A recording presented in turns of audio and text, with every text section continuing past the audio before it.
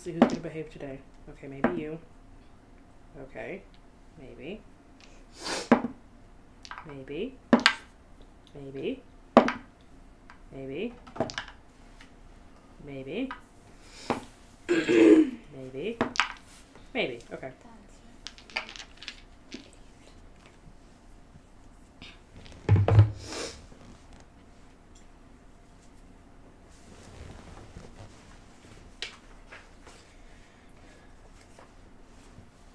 Video's going.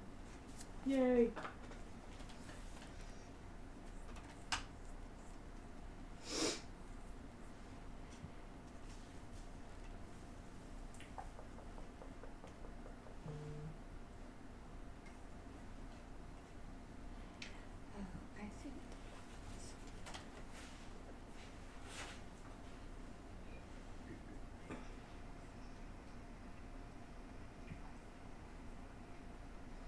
I don't think it is.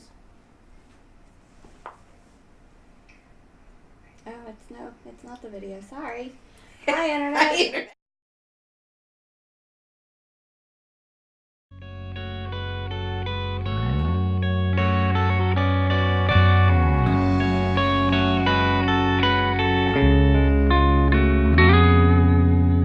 No time was wasted in assembling a squad. This pitchfork army on a mission sent from God. No inch was safe from Reverend Paris's brigade. Their crusade, their crusade, their crusade.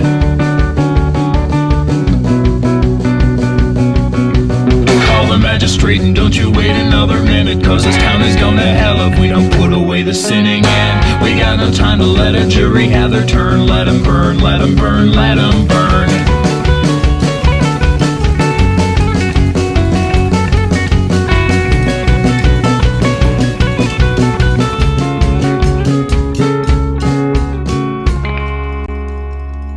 The damned were crammed into a carriage on the square. Their faces battered and their bodies all were bare. The Reverend led them to an isolated hill. Time to kill, time to kill, time to kill. One by one their necks were snapped beneath the cedar tree. The spirits vanished and the demons all were free. They dug a hole to hold the devilish remains. They were slain, they were slain, they were slain.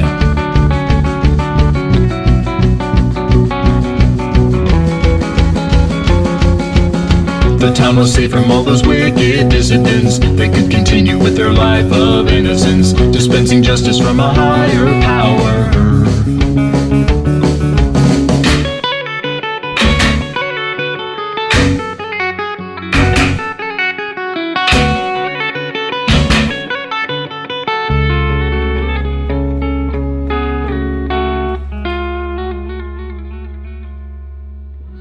They built a church atop the spirits and the bones.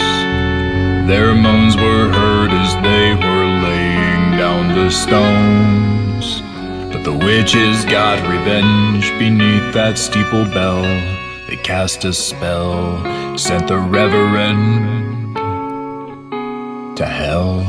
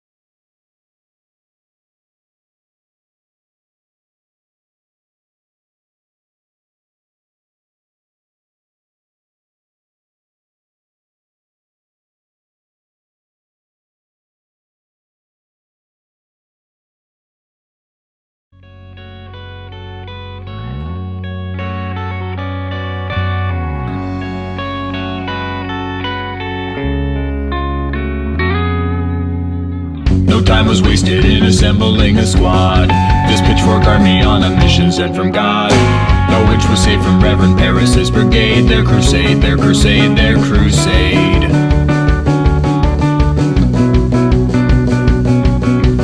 Call the magistrate and don't you wait another minute, 'cause this town is going to hell if we don't put away the sinning. And we got no time to let a jury have their turn. Let 'em burn, let 'em burn, let 'em burn.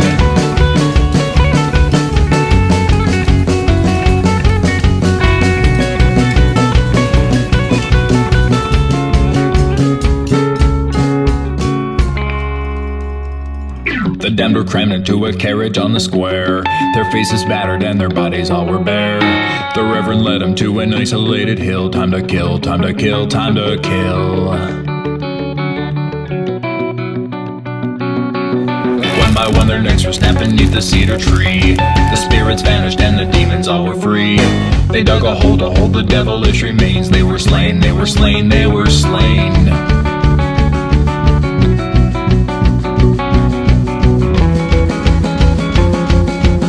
The town was safe from all those wicked dissidents. They could continue with their life of innocence, dispensing justice from a higher power.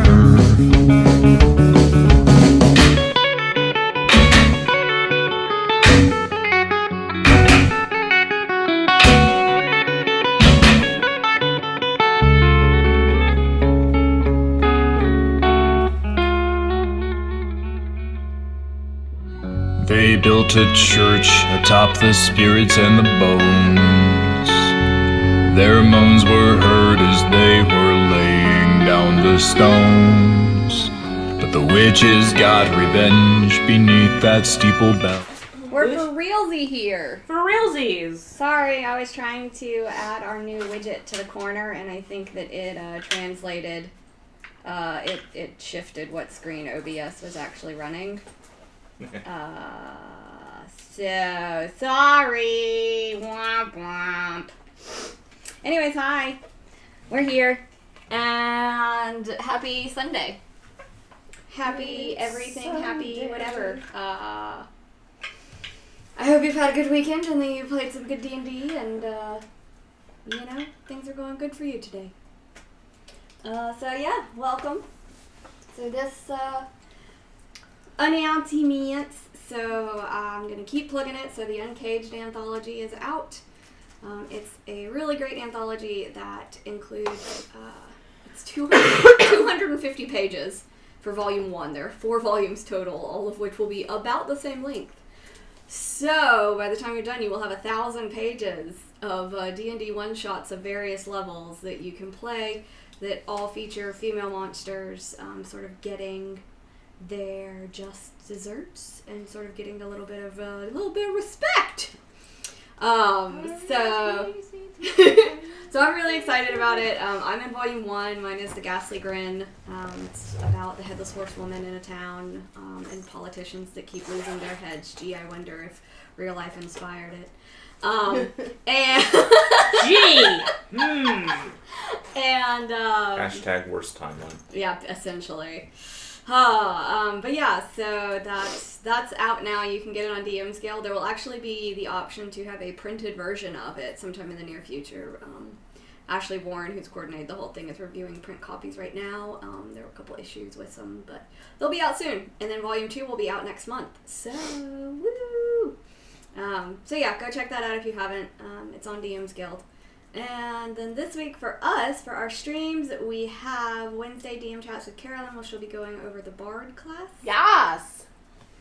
And then this Saturday we'll be back with Tales from Cyril, where we will continue our wandering abouts in the Feywilds, potentially splitting the party, potentially to great disaster. We think the monk and the rogue are going to go sprinting on ahead and leave the rest of the group in the dust and, see what happens and hope that the monk and the rogue can talk and or punch their way out of whatever they discover. So we'll see! In the grand scheme of things, they've got the best chance of being able to run from danger and or Verity could talk it to death. These are both viable options, because that's what Verity do. He stab things and he talk. And he create bonfire. Always be afraid of the diplomancers. That's even when I'm not playing a diplomancy character, I cannot shut myself up. Like, I need to play a Kinku or something so that I just stop talking, because No, you'll still talk. You just have to talk. I just have to follow, repeat. do what everybody else says, but so that would still mean other people have to talk. So I need to play a quiety character, which I tried one time with Eli. It went okay. Mm-hmm. Then Eli died. And then Eli died. Rip Eli, we hardly knew ye. Anyways. Anyway, that's the actual an game. off-camera game that we played yesterday, so it's sort of fresh in everybody's mind. Oh, my shoulder popped. I heard it. But yeah, so that's our schedule for next week. April is we're going to have some adjustments in schedules for April. Probably not with Tueriesal, but with Cyril, just because there's a lot of stuff going on. And I don't remember the name of the library, so I can't make that announcement. But on April 6th, if you're in the Atlanta area, I'll be talking at the Sewell Mill Library. Oh, that's up by Brian. Sure, it's the one Amanda works at.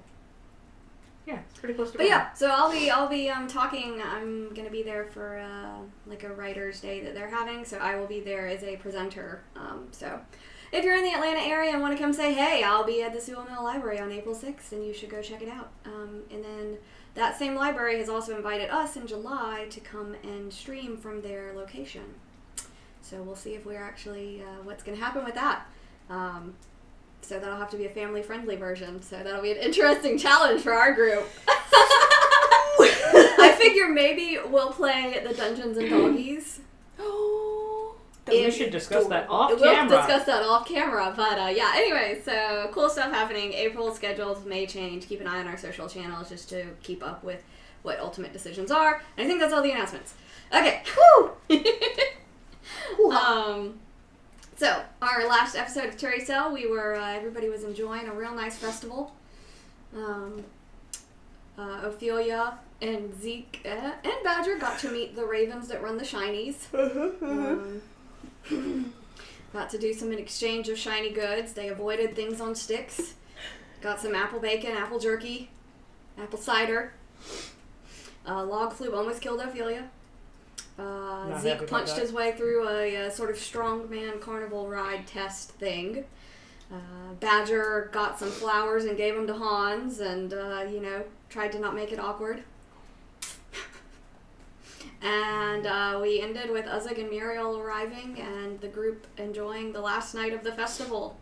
And sort of trying to have a little bit of fun and food and merriment before they head off to their next grand adventure. So we will pick up in the morning after the last night of the festival, where probably all of you ate way too much because it was considered bad luck to have any leftovers left. So Tone probably had the day of his life. You'll just be like, go Tone. Go, my small child. Eat to your heart's content, you little fucking weirdo. So Which it will never be content. He will never be content with it, never. But yeah, so that's where we'll pick up. It's the morning after the last night of the festival. Ton probably cannot walk for their belly. Ton is probably just like unable to move, but still like sniffing and like like licking at crumbs. But yeah, the poor little teacup pig is more like a bowling ball pig at the moment. It's just round.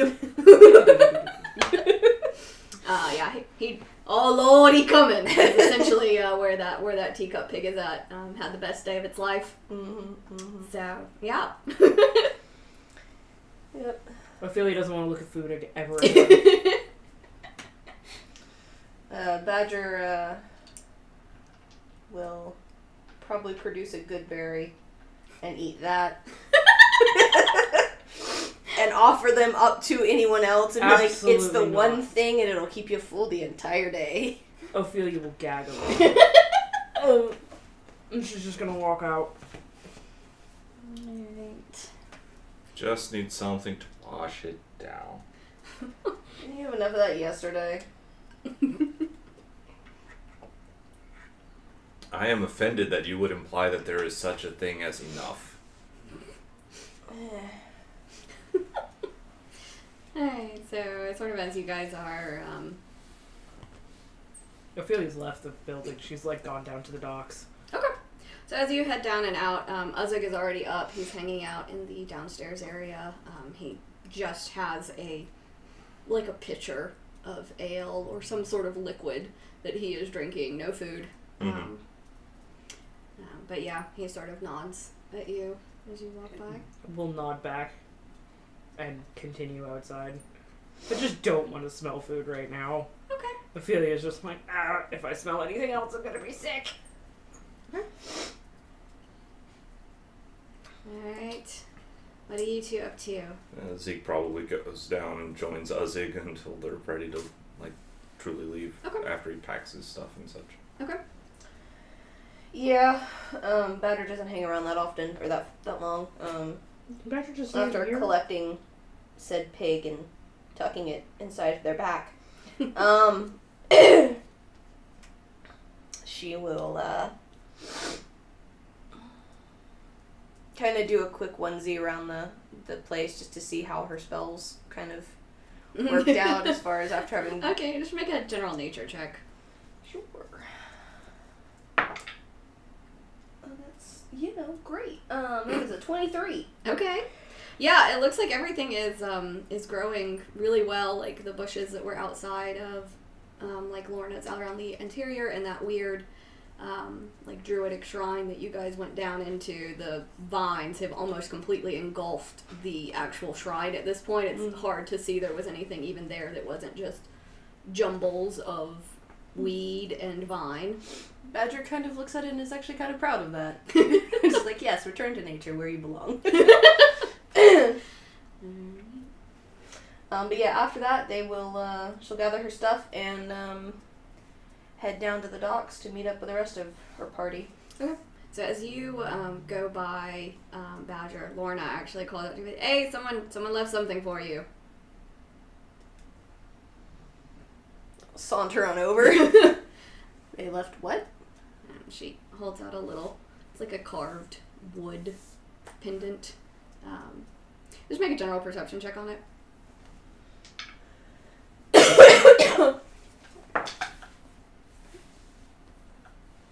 21. Okay, so it's really shittily carved. Whoever made it clearly does not work with wood very frequently. You think it maybe is supposed to be a crab shape? Maybe? You're not entirely sure. And then Lorna passes over a note. That's it too. And it just says, "For luck, Hans."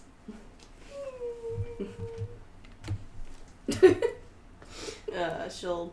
What's she gonna do with it at the moment? She'll tuck the note into one of her side pouches and she'll kind of be like, just gently like holding the little carving for a little bit while she decides what to do with it, and she'll head back down. Okay. Alright. You heading on to the docks as well? Okay. Yeah, basically once Uzzig says, okay, time to go, Zeke just, okay. Carry me and all my stuff, let's go! Okay. So you guys head on down to the docks. Why have I not been using that spell? I love that moment of, wait. That does what? Wait a minute! What now? Shit! So yeah, you guys head down to the docks. At the moment it looks like it's just Uzzig and you all. It doesn't look like Muriel or Fox have arrived at the docks yet.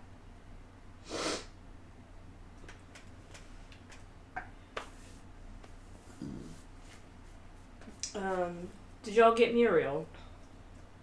Fox is getting her. He wanted to take her by the spa to get her hair done. And washed up. That's fast. So, I think we're deciding to head on to the Swordsbreak coast. Is that where we're going next? You said you're from that area, right, Uzzig? Mm-hmm. What can you tell us about it? Well, it's got a lot of history. It's, mainly orcs and dwarves live there. Sometimes they get along, sometimes they don't. Mainly on different halves of the island most of the time. The mountain is sort of in the middle of it. Okay. So yeah, there's been a lot of fights between the orcs and the dwarves over who's got control over the mountain.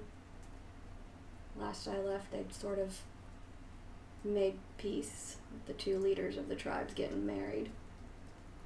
Oh, that sounds political. Badger kind of tilts their head and is just like imagining that. Alright, so is there anything we should not do? Anything we should do? Well, it sounds like you guys are, probably going to do what I'm going to tell you not to do, so. And that's going to the mines, but Yeah, I guess that's probably what you're going to do, because that just seems like what you guys do. Yes, we go exactly where we're not supposed to, and then we fuck everything up. I think that's where the thing we're looking for is located anyway. So we don't really have a choice in the matter. Yeah. I suppose we could try and maybe get permission from the tribe. It's not that. The mines are... Dangerous, filled with evil things. Test my sanity. People who go into the mines come out treating it as a living thing. And not right. There's strange cults surrounding it, dedicated to it. Basically, the ones who don't go in, the groups that have made peace decided that nobody should go in the mountains. Yeah, we're definitely gonna have to do that.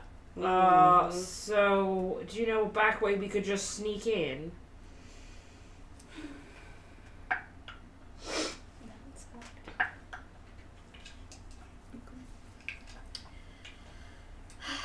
don't know about a back way, but the dwarf leader might help you out.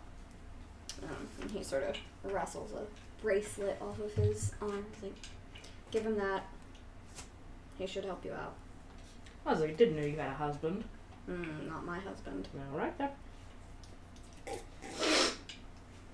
I feel you will take the bracelet. How big is it? It's pretty large for her wafy arms. It's real big on you.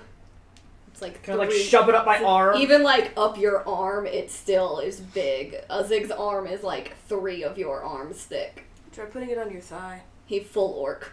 He big boy. He thick, Susie. God damn it. Sorry, now all I can think of is that meme that David Hayter / Solid Snake actually voiced. Yes. Yep. Mm-hmm. Or hell, Tone might even fit it now. No. Yeah, if you put that on, they might take the pig as an offering. No. We already lost the pig. We've already lost your glowworm. We don't need to lose the pig. Yeah, okay, I feel you will just hold on to the bracelet for now. It's basically braided leather, Mm-hmm. but you notice the fastening of it is actually what joins the two pieces of the braided leather together is actually what looks like a ring. Interesting. While this is going on, Zig goes onto the ship, puts his stuff away, and starts preparing the ship to embark. So, what are the names of these here folk that we're going to be talking to? Talus is the dwarf leader. Talus. Alright. Ugly as hell, man. Hair, color of leaves, a scar over his left eye.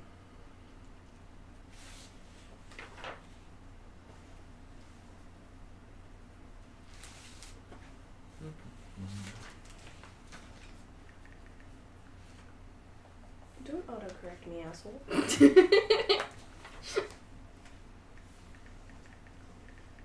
Ugly as sin. Hair, color of leaves. So what about the orc one then?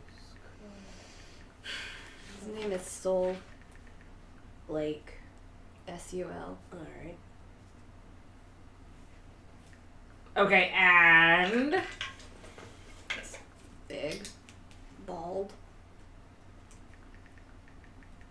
And they're married. Mm-hmm. And they were roommates. There was only one bed. Coffee shop at you. Do you... So, okay. Don't mention me to Sol. I feel like there's a lot of history going on right now. I challenged him to be leader of the clan. I lost. That's fair. Do I notice the ring on the band? Make just a Well, what's your passive perception? 14. Okay, yeah. Yeah, it's a big band. She kind of looks at the band, looks at Uzig. So, you challenge Soul. Is it because maybe you were, like, in love with Talos? Doesn't really matter at this point. I'm banished from the island. It's just fair. I was just figuring that way we actually know the reasoning. That way we don't actually slip up and...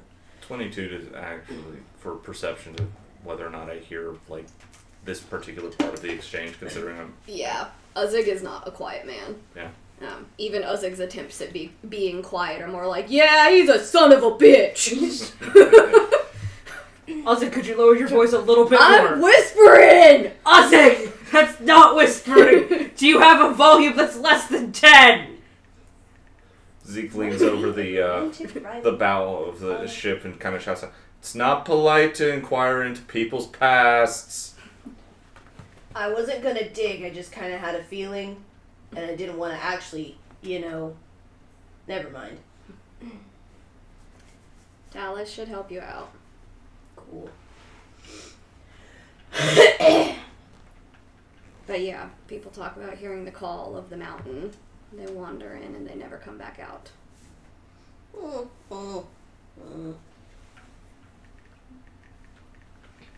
Alright, well, Ophelia's gonna board the ship at this point. Okay. So are you coming with us, Uzig, or are you staying here? I'm not going back to there. It should have been kind of, I guess, clear from the fact you said you were banished. I mean, I wasn't going to comment on your questioning technique, but yeah. I wasn't gonna comment on the fact that you're an idiot, but you brought it up. But so here we are. So.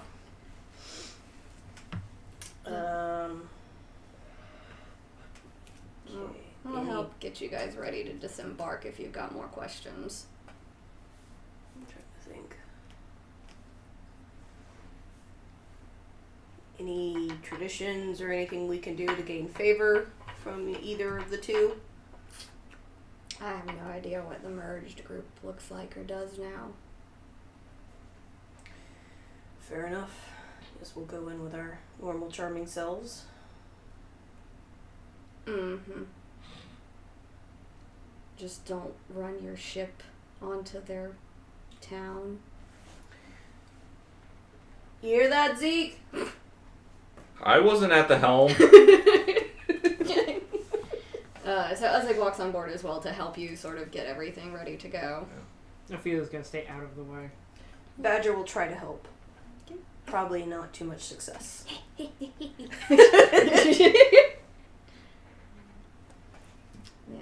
Once everything's done, Uzig just sort of leans against the railings with you all. Okay. I do take a low item. Yeah, Zeke basically sets Badger across a couple of tasks that actually don't do anything but are really funny to watch. Can I determine if that is something that I would pick up on? You're welcome to try. An insight check, here we go. I guess I'll do. Yeah. Yeah. Let's see here. What is my... It's deception? I think it's deception. Where is Yeah. Charisma. Deception +1. 16. 17. Oh, close! Probably gets through, like, the first task and then is like, wait. This makes no sense. Wait. What do you mean making the beds isn't a vital process? What? Hold on. What do you mean reorganizing the potatoes? What? But yeah. Well, Ophelia's just watching the shit show.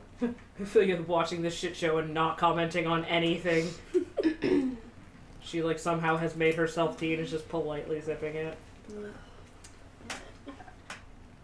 It's like nothing... It wouldn't be anything that would, like, be, like, particularly dirty. It's just like, okay, I need you to I need you to make sure that every knot on the ship looks like this. Like, Goes and does it. And And then gets to the end and is like, wait.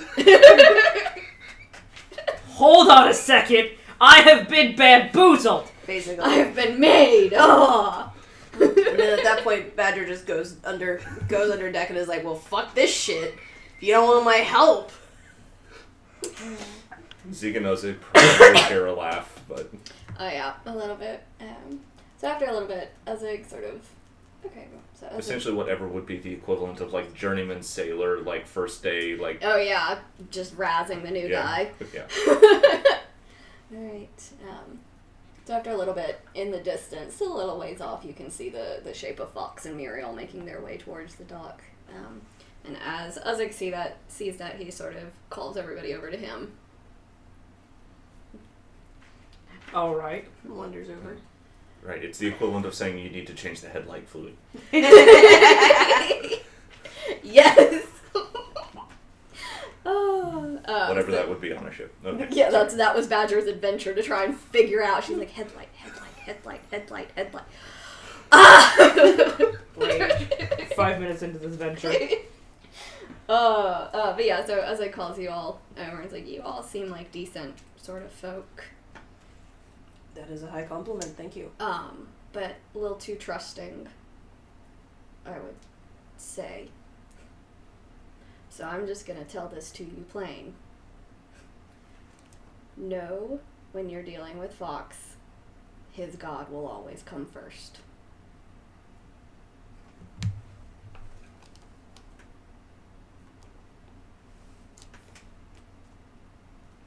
It's the best warning I can give you all.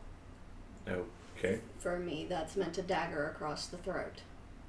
So, you all seem like good folk. Inside check, Ozzy. Okay.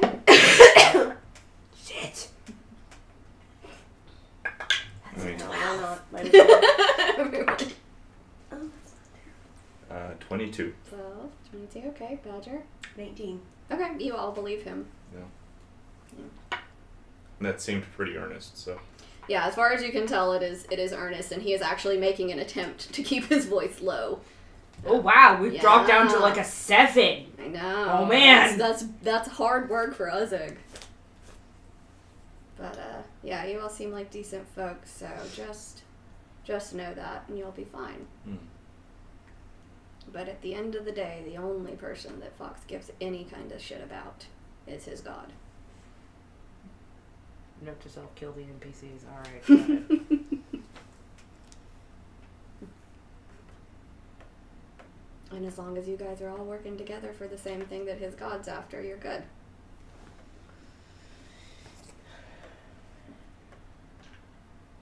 What did he do to you? You know, that was a big fight. Maybe the first fight on Swordsbreak. After so long here, all the deaths sort of start to blur together at times. Not a smart man. I've died a lot of stupid ways.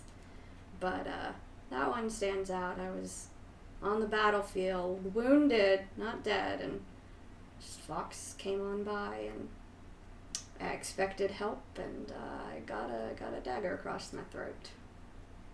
We've made up, over time. When you die frequently and come back, it's not that big a deal when someone's killed you. But, feels like something you all ought to know. Alright. We appreciate the warning.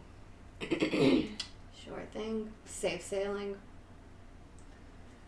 Safe lighthousing? God, I hope it's quiet. I mean, at least hopefully you get your light back. Yeah, I'll figure that out. Muriel rigged up something. It's not quite as bright, but it's something. That's good. Yeah, and he sort of steps away from you all and heads off the ship as Fox and Muriel head up the docks. Muriel's just sort of, ahoy! Ahoy! Good afternoon. Oh, I've missed you all. How have you been? Good. Finally got Uzzik's garden in shape. Not that he's going to appreciate it, but... I'm sure he'll enjoy his new vegetables. One hopes he actually bothers to eat them and not like those things on sticks people. Which, by the way, I hope nobody ate any of that because that shit was nasty. I did. Why? You know, I was maybe a little drunk. Did you get sick? Yeah, but it's fine. And then I had pie. And you just A puked bunch of other food. Oh my goodness. She's still hungover, isn't she? She is absolutely hungover and looks miserable.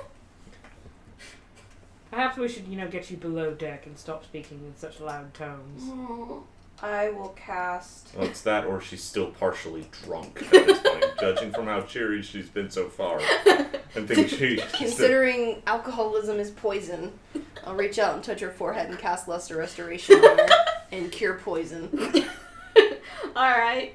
Zeke watches in horror as the drunkenness goes and the hungover. You can do that! You can take it away! Oh no! Our drunken master monk is like horrified that someone you could do that. Well, actually, no, he knows that it can happen. It's probably been done to him before. Probably. Just as like, it's just like, what do you do with a drunken sailor? What do you do? No, Zeke, we need you to... And then suddenly, oh, it's all at once. Oh, no. Oh no! I was feeling so good! Yeah, I need you sober right now, buddy. Reality came back! Well, I always imagine that it's like, it removes the effects of the poison. Yeah. The problem is, that's fine. The thing is, when alcohol leaves your system, it leaves behind a void that is a hangover, and if it happens all at once... Instead of drag, yeah. Ugh.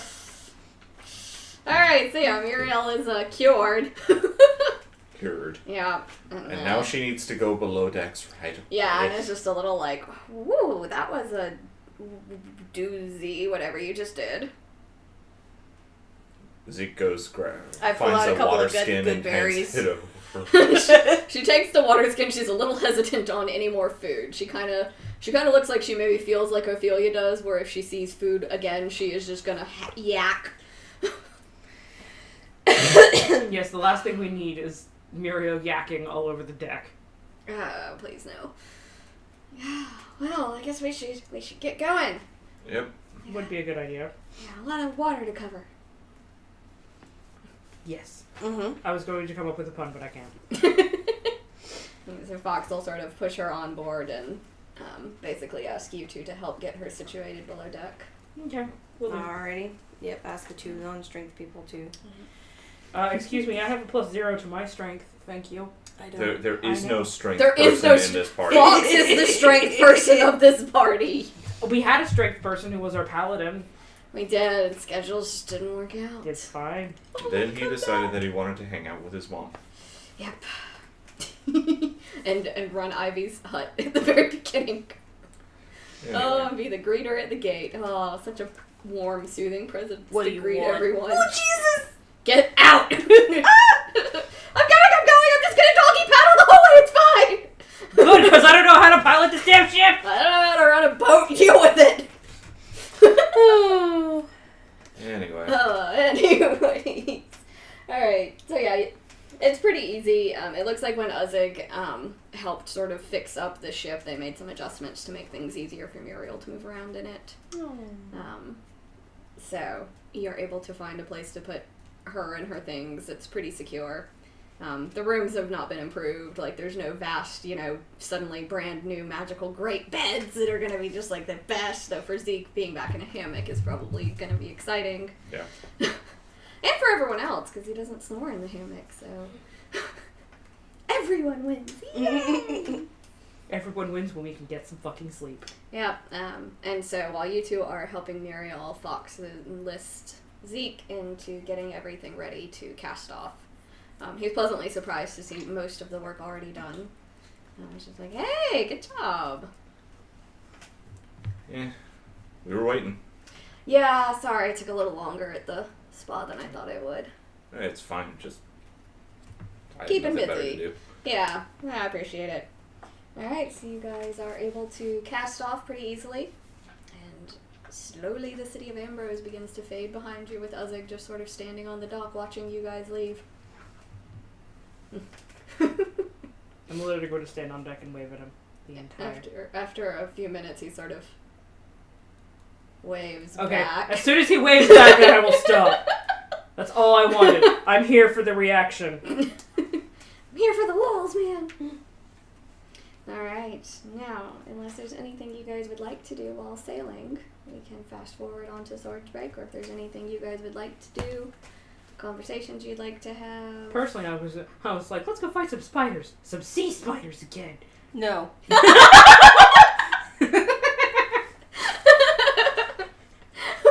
So, bang, bang, she shut me down! Whoa! That's fine, there's other sea monsters, right? There's We can go other fight sea those. monsters to fight. Always. No. Oh, That sweet, sweet EXP. Oh, my goodness. Considering I'm pretty sure that we're on a Milestone? story milestone leveling system. That's sweet XP! That sweet EXP, that doesn't matter! Yes! Let's do it! D&D. But yeah, so I'll leave it up to you all if you would like to have Where any... the plot is crazy and the points don't matter. Yeah, if you guys would like to have any conversations amongst yourselves with a Muriel and or Fox, if you guys would like to do anything, adjust anything, you guys probably have about 2 to 3 weeks on the ship. I guess 2 to 3 I will go weeks? down to This is Muriel's and I'll fish out the documents I picked up from the underground lighthouse area, Daisy's workshop, and I'll give those to Muriel if she wants to study it for whatever reason. Okay. But I'll also use it as a way to say we have this, we have this, we have this, that kind of stuff, so that way we have a recollection of what it is we're looking for specifically. Okay. You guys start making your conspiracy theory board. Yep. You remember that treasure map that I had written in Elvish? Mm-hmm. What the fuck does it... Do I actually, like, see what this actually points to? Right now, it looks like it probably is somewhere in Rotwood, Okay. which you guys have not been to yet, but is one of the cities that you know supposedly one of the pieces is. Okay, I will put that back away in my bag then. That pocket watch that's engraved with my name, Mm-hmm. what? Like, that's just been sitting in my inventory, like... Is it doing anything special other than going backwards like it was originally? Right now, it's still going backwards, but it's not going backwards as quickly. Well, you're fucking useless. I'm gonna also chuck that back in my bag. Yeah, and Mira at some point is like, did you guys want the heart thing back, or do you want me to just hold on to that, or... For the time being, well, have you learned anything from it? Only a little. I've been... You guys gave me this thing. Are you guys gonna be idiots and let me hold on to this? You want it? No. We are not a smart group. Did we ever try and attune to that thing? Yes. Yeah. And nothing fucking happened. Yeah. Okay. Yeah. I thought Yeah. so. That was the case. Yeah. It does something, but it's just like there's not enough energy in it right now for it to work. What about the other piece that we picked up? Sure, I think I have it. Yes! It's in the collective Shifty Eyes group inventory. Shifty Eyes. Yes, clearly. Let's put those two pieces together and see what Yeah. happens. One of us has it. I know that. Yeah. Oh. So yeah, when you It pull... is not the monk, because Yeah. he's like, this magic shit No. is not for me. No. Tapping out of this one. Yeah, so as soon as you sort of pull it out near the heart at all, they both start lighting up. Do they fit together? Yeah. Like puzzle pieces? Yeah, they start to fit together. Weird. I'm gonna Group. take 30 minutes and see if, while holding both of them, if I can attune to it or try and decipher anything out of it just by... Make an Arcana check. Oh yeah, totally. I'm good at that. Sips tea. So it does. You're actually, that's not a terrible roll. That is a 17. Okay. So it still doesn't click. It's sort of like you go to start the ignition, sort of, and it just sort of. Or you turn it and the accessories come on and then nothing else happens, so you turn it back further and you're like, well, shit, something else missing. Yeah, but you definitely get the impression that this is something that is. It's more of a natural magic, is what you're getting, but it also feels foreign to you. That's a weird feeling. Oh. This is natural yet foreign. What? I'll, It's natural to someone else. Yeah, to other people. Not me. So yeah, she'll kind of put it down and be like, I don't know if it being on us is the safest place or the not safest place. Especially with the silver-scaled asshole out there. Annalise? Yeah, that chick. She is a right dick. Yep. Never liked her. I mean, considering she poisoned Oh, all the look, town. it's Liv. Oh, great. It's Liv. Well, yeah, because I feel like if we leave it with Muriel, it's opening up Muriel to be attacked and killed. If we take it with us, and we're opening ourselves up to be attacked and killed. But we're more equipped to handle being attacked. So, yes. And probably be able to defend ourselves to not be killed. There you go. There's our answer. I guess it stays with us then. So should we split it up? Keep each piece between multiple people? That way they have to. I mean, we might as well. Alright. You take the heart, I'll take the whatever else we have. I'll take the other piece of the body that we... I forgot what we grabbed. I think it's the soul. Actually, I want soul. Okay, I'll take the heart. Plop. Don't eat it. Ton licks it. Nah. And then it's just like the little tiny hairs on his body just all stand up on end, and he sort of is just like.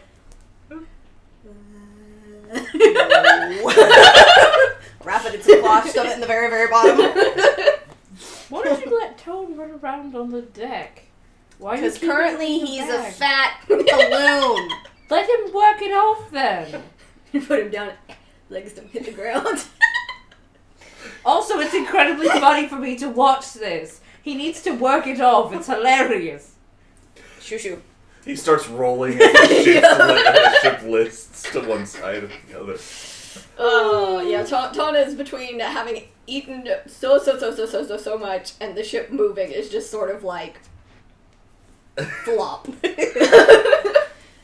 just picturing him like going Basically. Like, you know those YouTube videos of like those balloon real life Oh animals? yeah, and if it's animals like, were like there's filled with helium. There's like one where it's like a cheetah or something. Yeah. He's like stretching in a tree and he goes too far and he's just like, you just see his little legs flip as he like falls off the tree. Essentially, I think I've yeah. seen Poor that. Tone is just. But I was hoping he would maybe do some digesting and then I'd let him run around, but here we are. This is way funnier. I suppose you have a guest, Muriel, of watching a tiny pig roll around on your floor. He's adorable. Don't feed him though. He's had way too much food, As you can see, this is incredibly funny. which is crazy because pulls out a good berry. He's like, yeah, he has no off switch. So please don't feed him. Oh my god. Ariel just looks like she's having the best day of her life at this moment in time, just staring at Tone, obviously infatuated. You have an admirer. Immediate hard eyes, essentially. Hard eyes, motherfucker. Alright. Alright. Well, once Tone's been dropped and Ophelia's had her 5 minutes of amusement, she's going to go find a quiet end of the ship.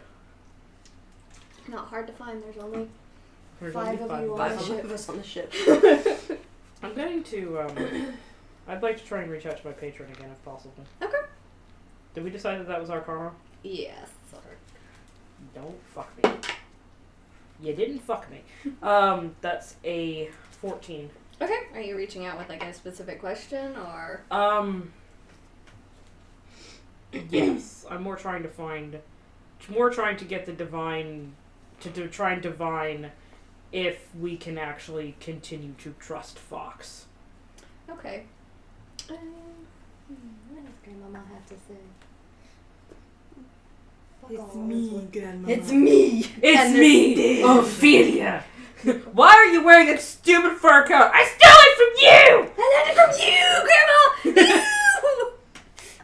Grandma! Okay, Grandma knows this. Hey! Grandma's gonna bother to respond today. Yeah. It's fine. We have an Yeah. antagonistic relationship. It's I love it. fine. But yeah, so after a sort of after a few minutes, probably about the time that you're like, oh well, fuck this, she's not talking to me again. Damn it, Grandma. Yeah, I try to reach out to her. I try to call you every once in a while. Fuck, leave you cards on your fucking birthday, and this is the bullshit I get. And she's like, well, your birthday card sucked anyway. Yeah. Oh, there you are. Yeah, about the time that you're like, you kind of get the, I'm old, I have to think! Kind of in the back of your mind. Think faster, lady. Please. For you, no. Ophelia will actually giggle at that. You know what, for you? No. Ophelia will giggle, that's fine. Okay, so you're concerned about, Red Boy. I thought he was orange, but yes, whatever. Whatever. Colors are hard, it's fine. I'm a wolf, I can't, that was a guess, I was close. I was in the right color family. Okay, sure, not close, but fine, whatever, it's fine, not going to argue. Shut up, I was gonna say blue, so Jesus, let me have this woman!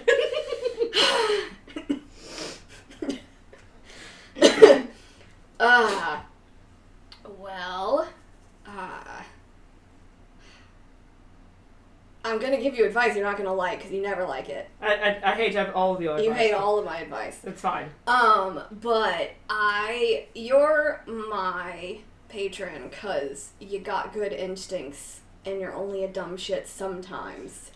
So, I'm gonna tell you. That's fair. You're gonna have to trust your instincts on that one. And if something doesn't sit right in your gut, listen to it. I don't know if that'll be this moment, if that'll be another moment, but I trust that you will know if you can't. So if I die, does that mean I come see you? No, it means you're fired.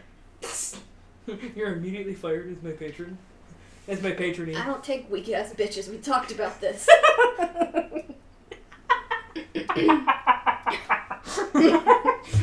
Okay. If you die, you find a new one. Okay, with that, Ophelia's probably gonna die laughing at the connection. I don't deal with weak ass bitches. Okay! Alright. Grandma always knows just what to say to pep me up. God. Man, if anybody's tuning in after this, I think I miss Grandma. Grandma's amazing. Oh, yeah. Yeah, Ophelia and her patron have a very special relationship. Very special antagonistic relationship. Friendly antagonism? Question mark. Alright. Anybody else? Yes, if Ophelia dies, she's a weak ass bitch. Got it. A plus chat. I mean, basically, we're not denying that right here. Well, you're not wrong. Nah, I got nothing else. Okay. Zeke? Nah. Okay. Ophelia, anything else? Nope. Who's Fox's god again? I forgot. Azel, The The moon moon. goddess. the moon goddess, The one whom who's- you all have met. The one who we're Oh, trying the to... one who we yelled at. Okay. I mean, Let you've me yelled rephrase at that. The one who both I of yelled them. at. You've yelled at both of the gods you've met. You guys. It's the one we're literally trying to put back together. Yes. The moon god is the one that is broken, whose pieces you are currently collecting. So, but yeah. But yeah, you guys Wake up! Yeah, you guys have met Azel and Helidora, which are the two that sort of fell in love and caused the world to fall into chaos. Yay. You fucked yourselves! And us! God damn it. Gods, plural. But yes, two of yeah. them. Gods, Yeah. damn it. Yeah. But yeah, you do know who his god is because he has mentioned it. And she has like literally possessed his body to talk to you all, so yeah. You are intimately familiar with who his god is. I just forgot her name for a second there. That's okay. Alright. Well, it'll make getting the last piece out pretty easy if he's that dedicated. It's like, hey, Fox, we need to, in order to resurrect your god, we need you to gouge out your eye. Okay. Ah, my eye! We needed the other one, actually. Maybe you should have let us decide. You should have let us finish first, Fox. Can we, like, finish the sentences first before you just start gouging your eye out? Does anyone have a restore or something? Yeah. That's not how that works. I'm like, oh, Fox does. I'll say maybe greater restoration when I'm a lot higher level. But yeah, it continues on fairly, it's fairly quiet travel. You guys don't pass any other ships. No spiders? Every once in a while you see the nest in the distance, but you guys don't actually collide with any of their spider nests this time around. While we're floating on by them, can I cast Eldritch Blast anyways if they're within 120 feet of the ship? Sure. Why? Because I'm a shit. I imagine Badger on deck just like, oh no, look, it's those things. Good, we're avoiding them. Pew! God damn! Why? I want to see if I can hit them further away from us. Finger guns. It's only one bolt. You're fine. No, it's 2 bolts. It's I'm sorry. 2 bolts. It's 2 bolts! Well, the first one's a 12. Miss. Okay. That one's even worse. So yeah, you go to shoot them and you're just like, pew, pew! Miss. Like, not even anywhere close, and she's just That'll like, teach them! yes, I have accomplished nothing. Alright. When Ophelia gets bored, she can make it slightly destructive. Whether it's self-destructive, that's another story.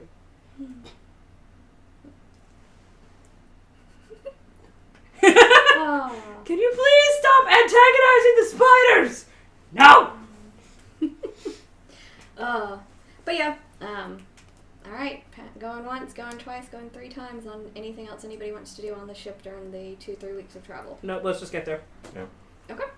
Alright, so the travel passes fairly quietly. Said you don't see any other boats, you don't really see, every once in a while, everybody's passive perception is above a 12 but you, right? Yes. Okay. It's an 11. I understand, warlocks are not wise, that's why they have packs. Dear Grandma, please help me be smart. No. Fuck. I didn't pick you because you're smart. I would have picked a wizard. So every once in a while, sort of during watches, you two occasionally see large, dark shapes moving around under the water. None of them ever sort of come up or act like they're being aggressive towards you, but there definitely are things living in the water. Cool. Fox. Mm. Oh yeah, there's sea monsters every once in a while. Normally they don't actually attack anything out here. They Don't tell Ophelia that. Why? She will probably try and antagonize it. I mean that's fair. She did try and shoot the damn spider things in the web. Did she hit them? No, thank God. Yeah, in some of these open water spaces, their big things tend to live, but mostly they eat the other things in the water. They don't usually mess with the boats. It's only happened like twice. Good times. And normally that was in areas more inland when they probably are hungrier. Right. We're fine. Just blowing Zeke the and Badger's sail. like, Are you blowing the sail? Go faster! Zeke. and you know, Badger's doing that thing where she's like, fun. Just if anybody hasn't gotten this read yet, left to his own devices, Zeke is perfectly content being a coward. Yep. Ophelia gets bored and she gets destructive. Whether it's self-destructive or not is another story. Hence the I'm bored, I'm gonna go on the log flume. What do you mean this is trying to kill me? This is some bullshit. I was only trying to kill you because you couldn't roll above a 4! I couldn't roll above a 4. Anyway. But yeah, Fox doesn't seem too concerned by them. It's like, at the point that they're that small, they're way down there. If they're about the size of the ship, you need to worry, because then they're close. Good night! Have a good watch, you two! Phil, you can't see for shit, so it's your turn. It's your turns. Badger silently panicking. Zeke drinking. Oh, and here we have our 3 responses to stress. I'm bored, destroy shit, oh no, oh no, oh no, what do? Possibly And maybe drink. the two possible drink. Alright. But yeah, so every once in a while those sorts of shapes go by. But like Fox says, most of the time they don't seem to come too close. There's one day where one does bump the ship. And there's a bit of rocking, but then it continues on. Bump the fuck, get out of here. Hey, I'm swimming here! God, you're on the wrong side of the road! But yeah, so eventually you guys finally start in the distance. You can see the island of Swordsbreak. And you see sort of a little bit what Uzzig was saying about the islands in the middle and the orcs and the dwarves sort of lived on different halves starts to make a little more sense as you basically see it, and it's 2 crescent moon-shaped islands with a larger island in the center of, with a mountain in the center of those 2. Interesting. As you all begin to approach towards the docks. And this time you make an uneventful docking. Smash into the rocks again. With no crashing and burning of the ship. Although Badger does add, Uzzig suggests not to crash into anything. Thanks, we've already disembarked. Oh darn, there goes my plan. Yes, let's just wreck this ship and be stuck on another island. Please know this is my house. I live here! Please know this is my house, I live here. Read Fox about his ship. Basically. It is! Alright. But yeah, you guys are able to disembark once you have docked. The docks actually basically open up into essentially nothing. There is no town immediately nearby. It opens up into sort of green space, and in the distance you can see maybe a bridge, maybe a town, some sort of stone structure. I will add that when Badger realized that they were approaching the city, she took extra care to make sure that her hair was well groomed and her beard was well groomed. Okay. Be a respectable dwarf. I'm respectable. Yep. Probably took time to make sure everything was nice and clean on the lines, all that fun stuff. Looks as nice as you did for your date. All right. Badger, did you do something to you? Yeah. You Look, never do I'm that. walking into a place where there are a lot of my people. I'm not about to be disrespected, and I'm not about to cause any scenes because I haven't upkept my beard. It's like a source of pride. Oh, this will be fucking. This will be very interesting. Muriel kind of wheels over and you got a cowlick. No, darling. don't. You don't. got a cowlick. No. Okay. Here we go. I got it. Bit. Probably. Yeah. It's probably that one hair that they was like, fuck it, I can't do anything with it. I mean, we could solve that right now and just cut it off. No, don't touch my hair. Alright, whatever. It's your choice. Well, shall you all? What are you doing? What's your I plan? love you're like, shall we? No, I'm not in this game. I'm narrating I'm not narrating this game. I don't know. Is Muriel going to disembark with she, or is she going to stay on the ship? Fox and Muriel are waiting for you all to decide who goes where and who wants to stay with the ship. Well, I think, for safety's sake, Muriel should stay on the ship. Well, let's start with this. Fox, Muriel, you stay here unless, Fox, you actually know people, in which case you should make introductions. We'll go down and see if we can secure, like, lodging, that sort of thing, and such. Fox? Alright. Do you know anybody here? Not in a sense that would be helpful. Fair enough. It's just us, then. Right. Remember, don't Insight mention check, Fox. Uzzig Okay. to What the fuck did he do? Soul. 16 insight check. Did he do something bad? You're not 100% sure if he did or didn't, but you are reminded of his reception in between, where he was met with armed guards on the dock, and you all were treated with massive amounts of suspicion for being associated with him. You do recall that treatment as well. But you're not 100% sure, just like in between, you're not 100% sure what exactly happened. But you get the impression that that's what he's referring to when he says not in a helpful sense. Fox, what did you do? Got us to Swordsbreak. I mean, before that. Got eaten by a mound. All right, let's Went to the spa. let's be a little bit more specific. Why don't people here in Swordsbreak like you? Is it because you commanded them again, like the other towns? I mean, nobody likes my god. I don't think that's it. And with that, Ophelia will get off the ship. Badger will be like, can I ask why people don't like your goddess, besides the obvious reasons that, they fucked everything up? I mean, that's pretty much the reason. Okay, just checking. Badger will wander off. Well, good luck, Zeke. Thanks. He'll, I believe in you. He like the whole time Zeke is just like watching this exchange and just going, "Oh goody," because this is what we need. Yeah. This is great. well, This is great. This is my party. This is the group of people that I have been sent to save thousands of lives with. Drinks. yeah, Fox offers you his flask. Yeah. Drain his You first. need a drink before you go.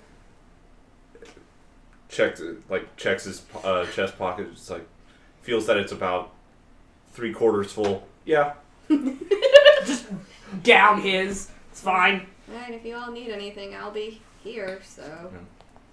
So we disembark, talk to the harbor master, and try and, I will shout back, is like, if you see Annalise, get the fuck off! The island, that is. But come back. Later. That seems like a bad evacuation plan, but noted. And Muriel is just at the deck, just... Be good! I know no other way with which to be. That's a lie, and you know it, young lady! Damn! Called out! I am always perfectly well behaved. You're saying that to my face! This is one of the first third NPC that we've met! I had to go through the number of NPCs we've met so far. Oh, God. Okay, so yeah, you guys disembark. There is no harbor master. There's nobody who comes over to you at the docks. Okay. Oh, good. Thank God. It is completely quiet and desolated. Sort of desolate is not quite the right word, but there's nobody around. I guess that being the case, Zeke will, tie off the ship and do the usual, so the ship doesn't float away. Kind of Yeah, and you can see on board Fox sort of dropping anchor and positioning the ship to be there for a while. Well, let's figure out how we get lodging. I will cast... Did I take that? I did. Are there any plants nearby? There's some moss. You're sort of on a rocky coast, so there's some moss and algae type stuff that has started to grow on the rocks. I'll say there are maybe a few small kind of vines once the rocks end and you get into Well, once more we get dirt. past the actual beach itself, Yeah. are there any more? There are a few. Thicker. There's not a lot of vegetation here. It's a bit cold and bitter here. So there are a few kind of low shrubs, I'll say. Okay. But there's not a large number of plants. I will cast Speak with Plants. Okay. And I will commune with said bushes. The bushes are one with you. I want to ask them where the nearest human dwelling is. Or not human, but nearest Where do the Humanoid. 2 legs live? Yeah, the nearest humanoid. Okay. So it doesn't take them very long to a shiver kind of runs up them, and then they sort of sway towards where you can see a bridge in the distance. You know, I feel like if I just looked around, I would have known to see that. Fuck actually looking plants. Tell me where I'm going. Plants are like, right there, bitch. I will ask them, though, what they know about the mountain. So you actually see the plants kind of like almost shrivel up and like shrink into themselves a little bit. It gives them a voice, right? You imbue plants with 30 feet of you with limited sentience and animation, giving them the ability to communicate with you and follow your simple commands. You can question plants about events in the spell's area within the past day, gaining information about creatures that have passed, weather, and other circumstances. Okay. So it's basically they only really know about the The 30 immediate feet, yeah. 30-foot area. It says one action range self. Oh, within 30 feet of you, yeah. Yeah. Because it's a plant. It's like, Yeah. I live here. Yeah, this Well, right. what happened 5 miles that way? I don't know. I live here. I am Groot. Yeah. But yeah, I'll say that they hunker down a little bit. They are familiar with the mountain. Okay, so now it's canon that anytime you cast Speak with Plants, it's going to be I am Groot.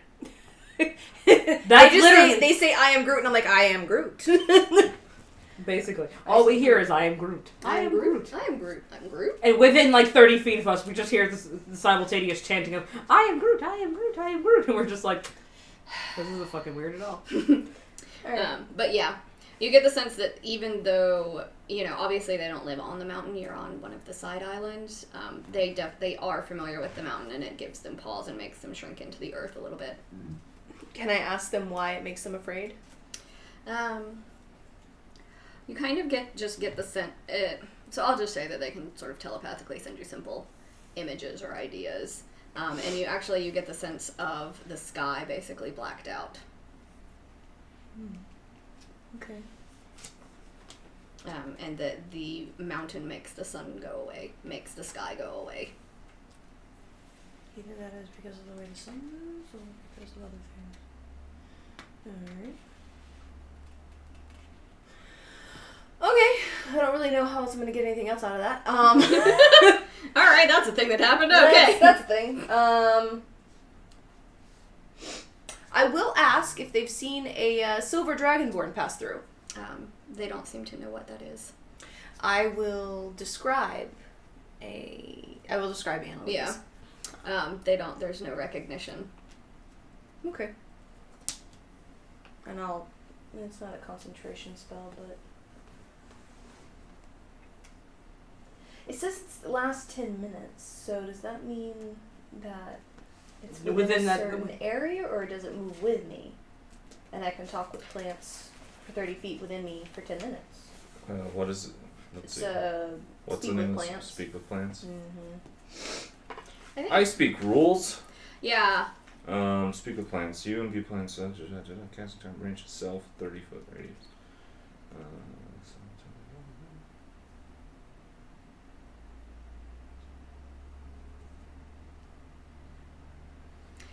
You could read it either Yeah. way. My first thought would just be like The immediate area where Yeah, my first thought is it's right where you cast it, and then Yeah. you have 10 minutes in which you could communicate with this group of plants within 30 feet of you. Okay. yeah, it could be read either way, but Yeah. that would be my impression as well. Yeah, because it gives you time to interrogate Because if the it's shrubs. Yeah, because it's also not. Tell me what you know about the miter! Yeah, it's not a concentration spell, so I would say that once you're basically like, this spot, talk to me. Tell me everything. I have 10 minutes. Tell me why. Let's see. Is there any? I'll finally look up and talk to my actual companions and be like, I'm Groot. Hey. I am Groot. You guys don't speak that. No, I don't. Do you guys want to? Is there anything that you want to know from the local plant's life that maybe Do they have a favorite color? That doesn't seem relevant to I the don't care, but situation. you wanted to know if I had a question, and that's the question that I had is, do they have a favorite color? Plant. I am Groot. Do you have a favorite color? You kind of get like a vision of like a blue. It likes the sky. Anything relevant. It's like, I don't have retinas. Yeah, it's like, I don't know what the fuck is the color. I don't know. It vaguely communicates to you the color of blue. Okay. You get the shimmy, does an interpretive dance that you interpret as blue. Oh, this is planted and it's blue, period. Oh, boy. Zeke has zero interest in this weird magic talk to animals, talk to plants thing. It's just like, no, Zeke's can like, we go? Can we go and stop being weird now? No. Alright. I will say a kind of a prayer for them and say have a good life. And Finger gun away. and I'll say there's a bridge over yonder that we should go to. The plant said that that's where the humanoids live. 14 perception. Did I already know You that? were looking at the bridge as Badger had her back to it, talking to the plants. So Badger basically walked off the dock, immediately turned away from the bridge to ask the shrubs what was up, while Zeke is like, but it... okay. And then I guess as we're walking, Badger will relay the information about the mountain to the rest of my group. The plants here, even though they are nowhere near the mountain, they still fear it. It apparently blocks out the sun or causes the sky to go black. And I don't know if that's because the sun moved behind the mountain and they're just like, oh no, nighttime!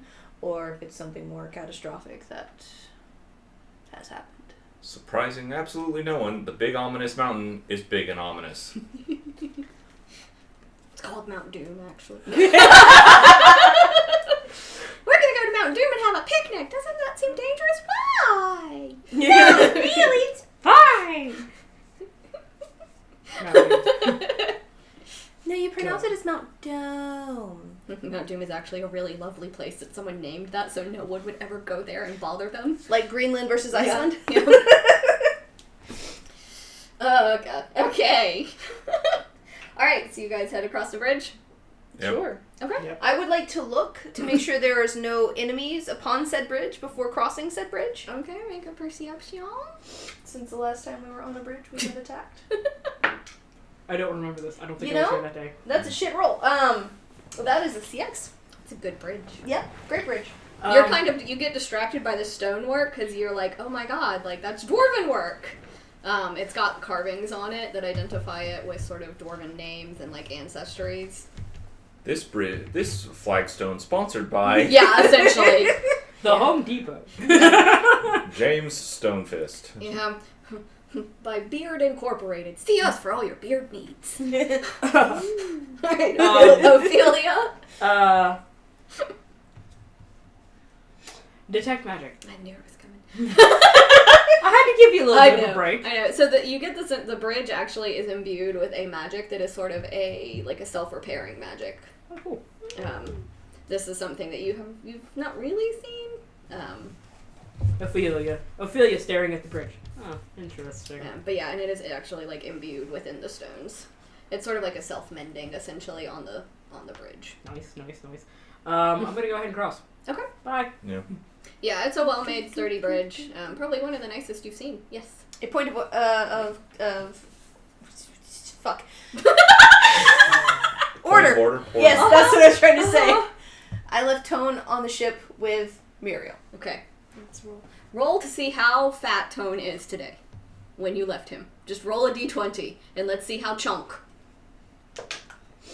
That is a 5. Oh, he slimmed down. Oh, okay, good. Yeah. I was waiting for a nat 20 and be like, Tone is never moving again. I murdered my pig. Your pig is too big to ever move again.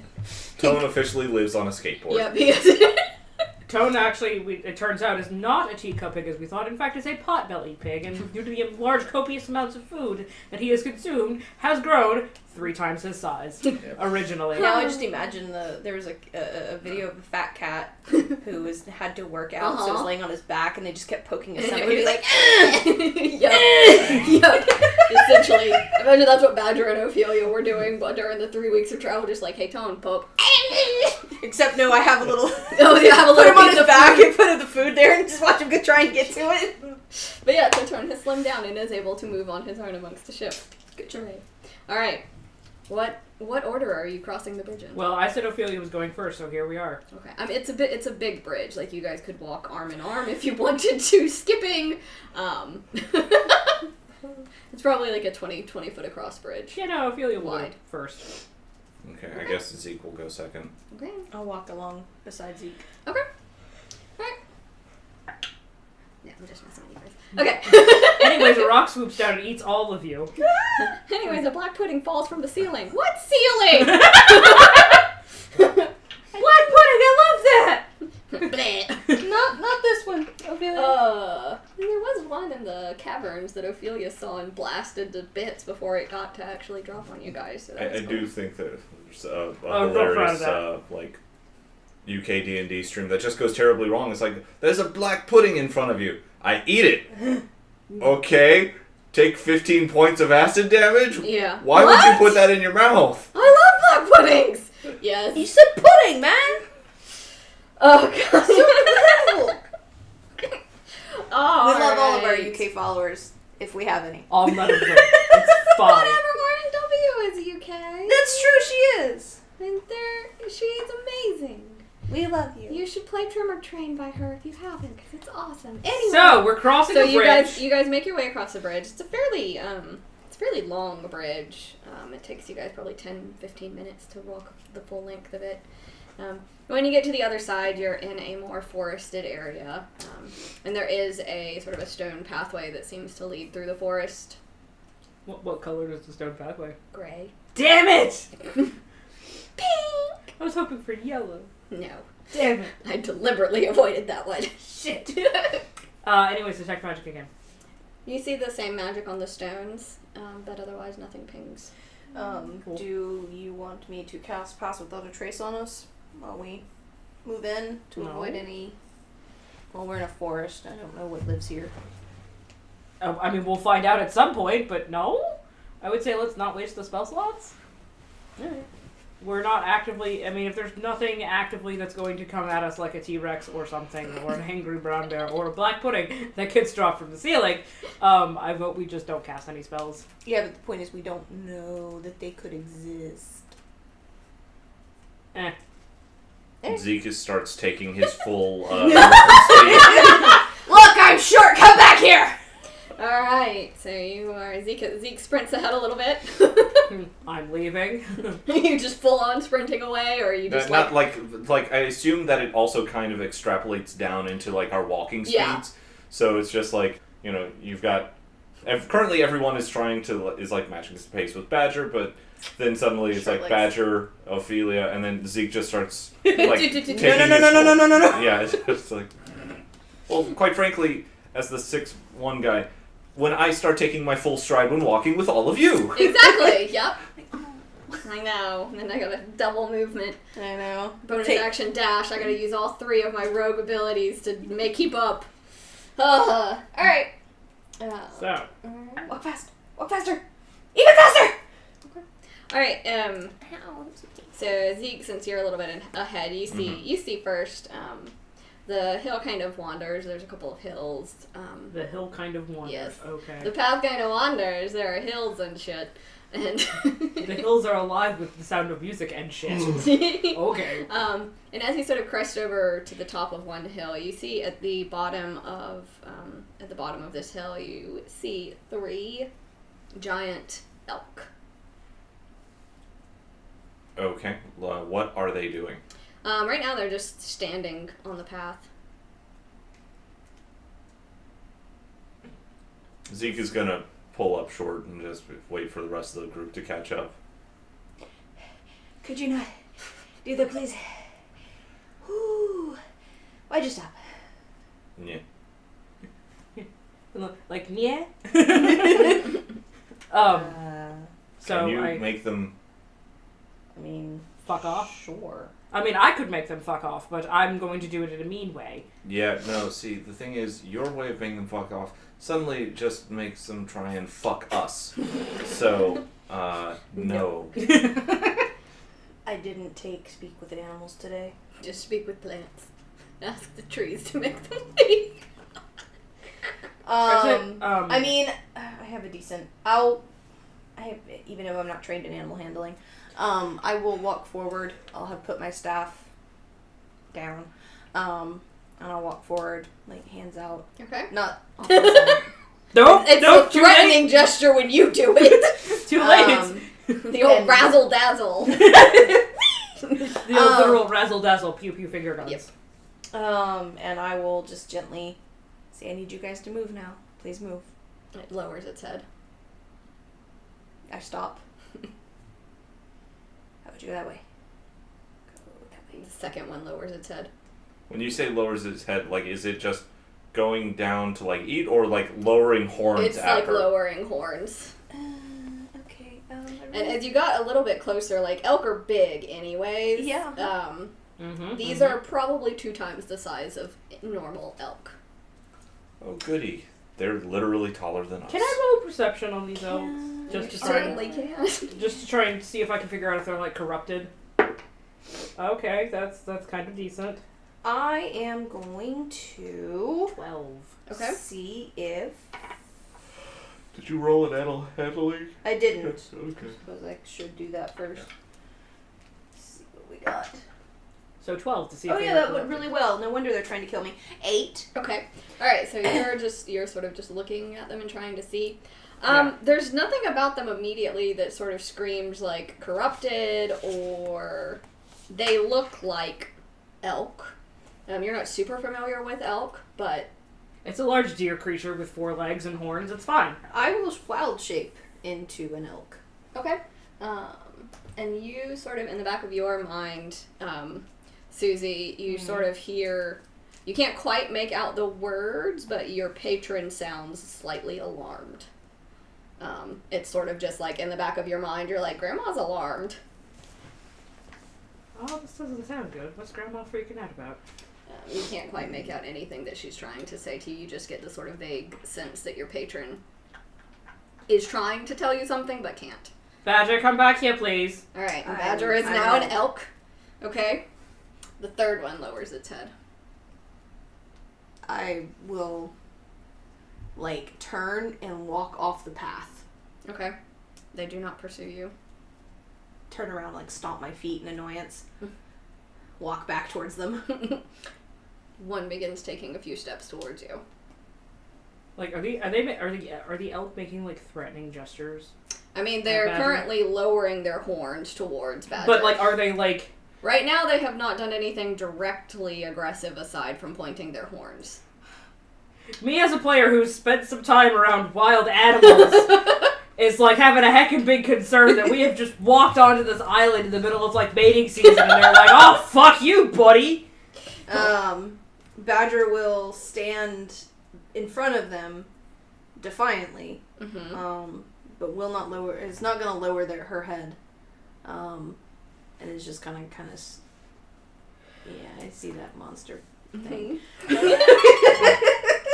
just looking at I'm just looking at stuff. It's fine. Basically, Zeke readies a charge action whenever in case they actually perform a genuinely aggressive like attack. Okay.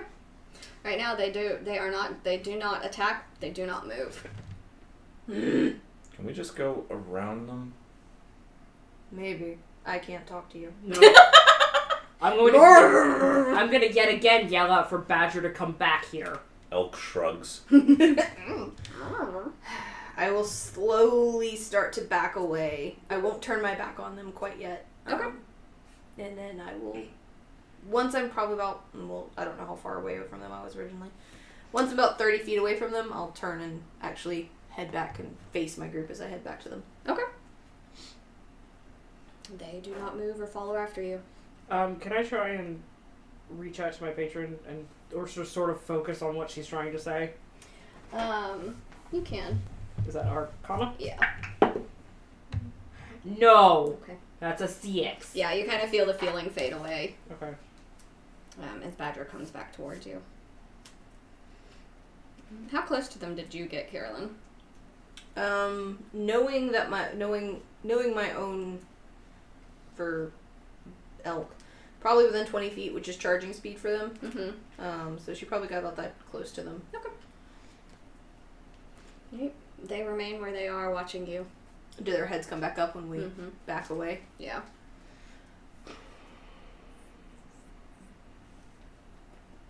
Badger will turn back into Badger. Something about them is not right. Do what now? Something about them is not right. Yeah, they're not acting like normal Well, they're elk. 12 feet tall. I mean, beyond that. That was just such a perfect answer. Something about them ain't right. They're 12 feet tall, says the monk. Something about them, in my mind, triggered my patron to reach out to me. Oh, goody. Hence, the something about them is not right. So, Look, I don't know what's going on inside your head with the wibbly person thing. I don't know this stuff. wiggly person thing. Somewhere Okay. Grandma's offended. So Ophelia gets the same I could thing. make 2 of us invisible. We could just, but I don't know about the third person. You two can do that, and I can just run real fast. You know what? I'm gonna turn, cast Speak with Plants again, Okay. and I'm going to talk to the trees in this area. Okay. Y'all motherfuckers are tall, right? Yeah. And I will ask the trees, what the fuck is up with those elk? Oh, I love you all. Okay. So the tree, the first response you sort of get is what elk? Gestures. The elk are outside of the range. They're more than 30 feet away. If they've passed within the last 24 Yeah. hours, they'd know You get something the sense about that it. the elk did not come from this direction. The elk came from the way you're headed. And have not made it this far out yet. And that these trees have not met these elkies yet. Elkies? Shut up. You're useless. You're useless. A stick falls on your head. Look! A stick falls followed by a pine cone. Stick. Ow, pine cone. Ow! Ow! Are there normally elk in these woods? The answer is no. Okay, that's sort of helpful, thank you.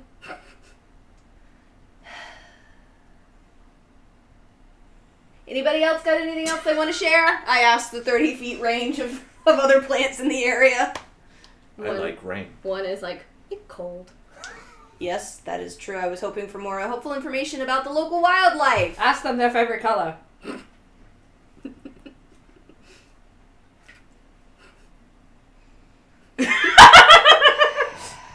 This is so great. This is so great. I'm so sorry.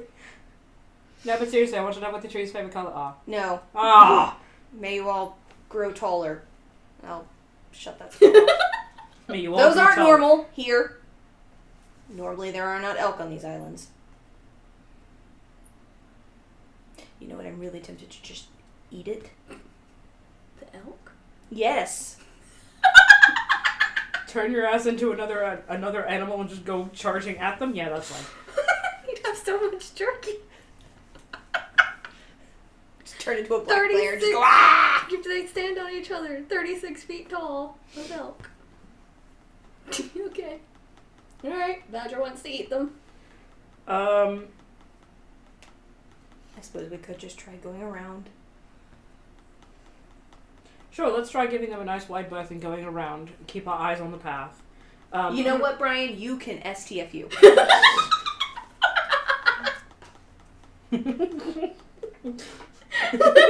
Carolyn's gonna fight you. Carol's getting feisty. Alright, I know. I'm Those gonna roll- trees really got under Carolyn's skin. I don't know shit, I'm a tree. I want to try and roll perception to see if I see any other large elk in the area. Okay. Beyond just the 3 that are standing on this pathway. Okay. Oh, Jesus Christ, that was terrible. 9. So you sort of look around and you kind of slap Badger and you're like, there's more! and then you realize it's a bush. Shit, there's more! Wait, that's a bush, I'm sorry. So just because I'm a dork, if an average elk has about 200 to 300 pounds of usable meat on it, so if these are double the size of that, that would probably be in excess of 700 pounds of meat per elk. So that's a hefty meal. They big boys. That feeds an entire village And for then a some. while. I'm confused. Are we avoiding the elk, or are we going to go plot to kill them? Sorry, now? that was out. That was out. of character. That was Tony just like, that's so much food. Tone got into his brain briefly for a second there. Somewhere Tone is just like, oh, there's about to be so much food. Okay, so, we're going around these things, right? Yeah. Sure. Alright. Detect Magic's gonna keep going. Okay. How far out does that go? 30 feet. So are you getting within 30 feet of the elk? I mean, not intentionally, but... If it accidentally happens. I mean, if Ophelia happens to accidentally wander that way and then cast Blade Ward on herself, if they start charging at her, that's fine. I would say we should at least keep a 50-foot... How far away from them are we right now? So you guys are on top of a hill, so you're probably about 70 to 80 feet away from them. I would say we should probably keep that much distance between us and them. Because they don't seem to be charging right now. How close did Badger get before they started lowering their horns at her? Probably about the point you got about 30 feet within them, they started lowering their horns. Okay, 30 feet. 30 feet's our aggro range. So if we keep about 30 feet away from them, they should not aggro us. So I'd say let's try and keep 30 feet. That way we can at least keep an eye on the pathway. Zeke pretty much agrees with this because it's like We will stay get 8. to about like 40 feet. It's like One of us is 30, one of us is 40, the other one's fuck all. well, it's like having hiked and such. It's like going too far off of the path, and you can literally just lose it like in an that, instant. so. Yeah, exactly. Okay. All right, so you guys are trying to go like between 30 and 50 feet off of the path. My thought is we get down about 30 feet to them. Yeah. Go around them and then go back on the path. Yeah, it's like about from Zeke's perspective, it's just like 30 feet and then a little bit more. Yeah. About there, and just walks down the path until he hits about that point, and then just semicircles around. Okay. Anyways, detect magic. Okay. So nothing within 30 feet of you pings. Okay. Except for the path that continues to still have that sort of self-mending on itself. So the elk don't even ping. Well, you've. We're okay. I have specifically kept outside of 30 feet. Yeah, if you right want to now go I'm within, under the impression you guys are more than 30 feet away from them. If you want to get closer, you can. I just need to know that you have. I would like to stay within 30 feet of the elk, so at least one of them pings on my detect magic. Okay. Make an Arcana check for me, please, ma'am. But hear me out. What if I didn't, and you just told me? Because I have detect magic Because going. I can detect magic. Nat fucking 20 for a 24. Okay. It doesn't exactly ping as these elk are magical. Mm-hmm. But as you're sort of keeping this kind of careful berth around them, you get the sense that something magical is controlling them. Sounds like mind controlled. Something like that. You're not 100% sure of what exactly, but you know there is some sort of magical influence over these elk. While they physically are not magical. Does that make sense? Can I get a sense of how strong that spell is? Well, you got a nat 20. So... Can I sense what level of spell it is? You get the sense that this is a pretty advanced magic. To be able to control something from... You don't see who this spell would have been cast by. So you get the sense that for something to be... Go ahead. No, keep going. You get the sense that this is probably a fairly advanced spell. Dispel magic. Okay, read that one out for me, please. Okay. Choose one creature, object, or magical effect within range. Any spell of 3rd level or lower on the target ends. For each spell of 4th level or higher on the target, make an ability check using my spellcasting ability. The DC equals 10 plus the spell's level. On a successful check, the spell ends. Okay.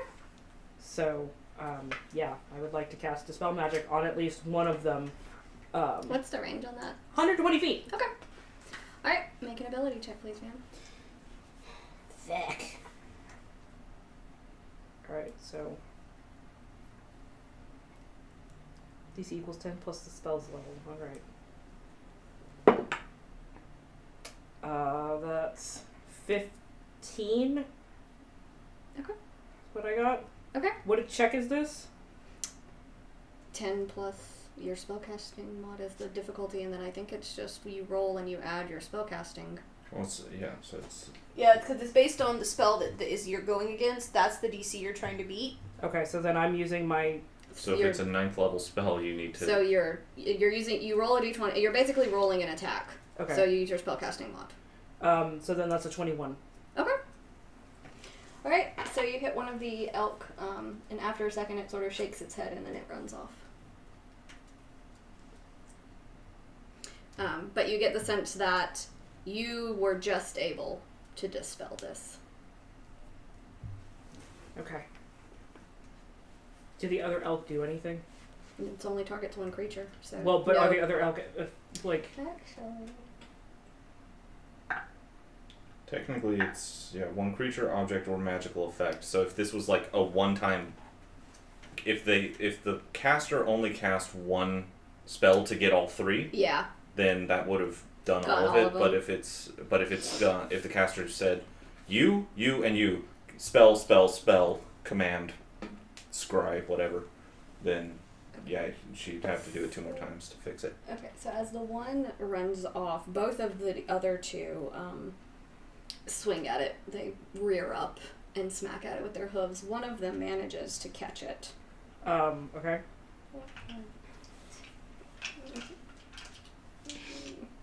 Oh, Jesus Christ.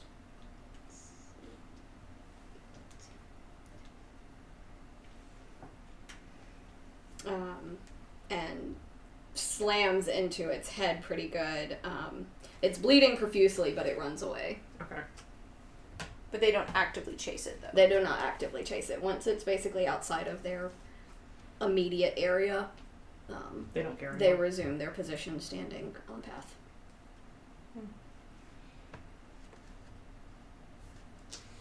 Are you done? What just happened? Yeah, I know. You guys basically see Ophelia sort of hold up their hands, and then suddenly the elk start fighting amongst themselves, and one bolts off. Yeah. There's something on them that's controlling them. Well, Some magical effect. okay. Unless you plan on doing that more times, I suggest we just go around it, because they didn't even chase the one that got away. So I think if we keep our wide berth, we'll be fine. And I know, I'm aware of that. And Ophelia will keep walking. Okay. So once you all actually begin to cross the area, like, you guys are going around them. Yeah. So at the point that basically you're at the same part of the path that they're on, they begin moving further back, matching your pace. So are they following us now? They're basically just sort of maintaining eye contact with you essentially, and continuing further down the path. So they're walking on the path while we're walking adjacent to the path, and we're just matching paces. Can you do that again? I have exactly one more spell slot that I have one more spoon that I can give towards this venture, and that first one was a little bit of a stretch. So if you would like me to try again, I'm more than happy to do so. But just know that then after that, if we get into a fight, I can't do anything very large. Well, I'm May- still pretty may- fresh for the day. Use your best judgment then? I don't know. Alright, I'm gonna... All I know is you wiggle your fingers and one of them runs off. If you can do that again, cool. Alright, I will try and do Dispel Magic one more time. Okay. That's a 22. Mm-hmm. Damn. What is your spellcasting mod? My spellcast attack is a +6. Okay.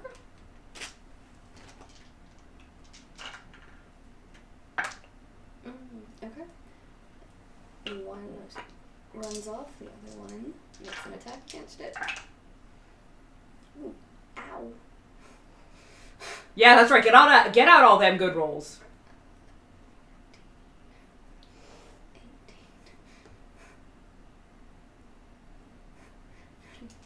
18.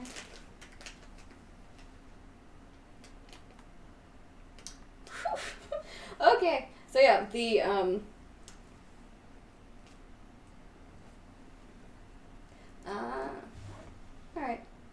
I'll do that for next time then. Yeah. Alright, so the second one starts bolting off, and the remaining one, you hear like bone snap as its hoof slams into the head of the one running off, and it's limping badly, but it manages to run away. So one remains on the path. I feel like we need to get rid of this one. It's only going to follow us. And at least there are 2 gone and only 1 left. Can you do the thing where I go fast? I can.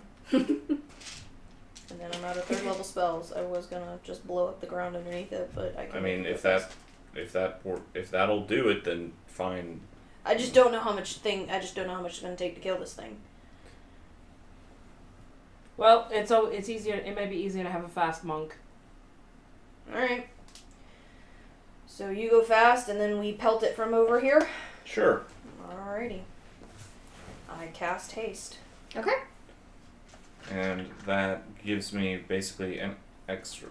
What all does it do? Target speed is doubled.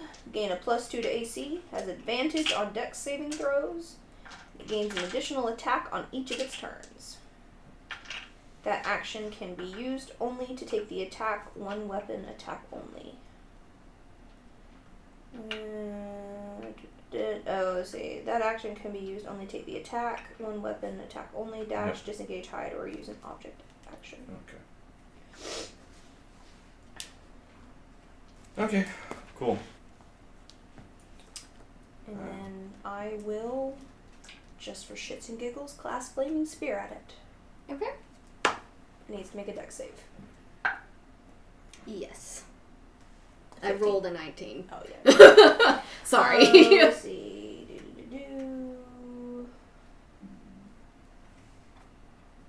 It still takes half damage. Okay. So, 2d6. As a bonus action, I can move the sphere. Oh. Cool, I'm concentrating on this. There's now just a ball Can of... you have haste and another concentration spell at the Oh, same you're time? right, I can't. So, No. Goodbye haste or goodbye that damage? Goodbye that damage. Okay. Fuck. Sorry. No, it's fine. Multiple concentration spells sucks because it's always like, but that one's so good. Oh, they're both so good. My god, fuck.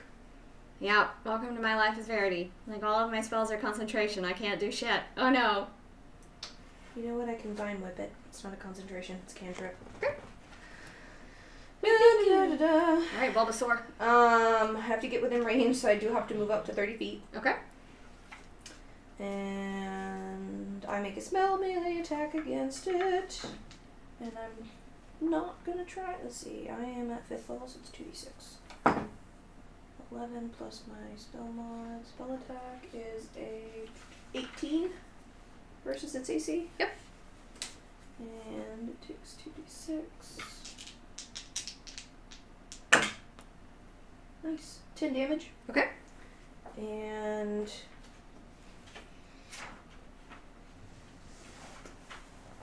I will pull it 10 feet closer to us. Cool. Okay. And that's what I've done. Well, if we're still in surprise round... Does that work on... It says, if the creature is large or smaller than you. Okay. Just checking. Okay. Are Right, we and in with that, roll initiative. Okay. Alright. Yeah, at that point it knows you guys are coming. I should have let you attack first. Yep. God damn it. Sorry. Okay. Alright. Ophelia. 5. Okay. Badger. 14. Zeke. Dirty 20.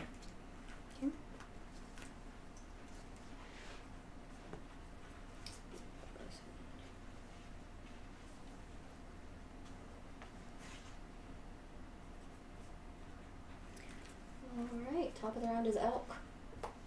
Damn. So, yeah. Okay. It runs at Badger and makes an attack. Fair enough. That's an 18. Yeah, that hits. Shit. Just drop concentration on this one. Concentration. Yeah, you're gonna drop concentration.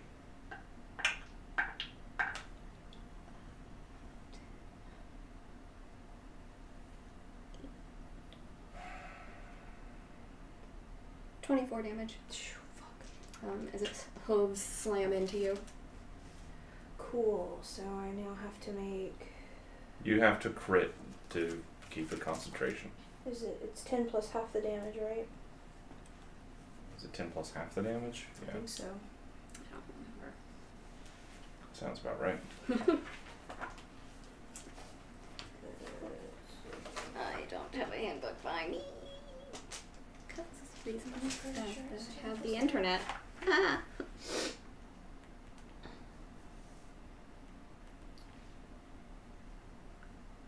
203, 204.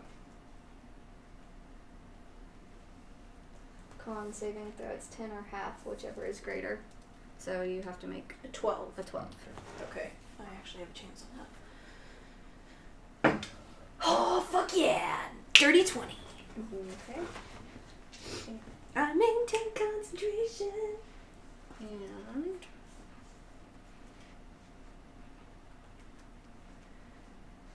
that'll be it for its turn for now. Huh? That'll be it for its turn for now. For now. Alright, Zeke. Yep.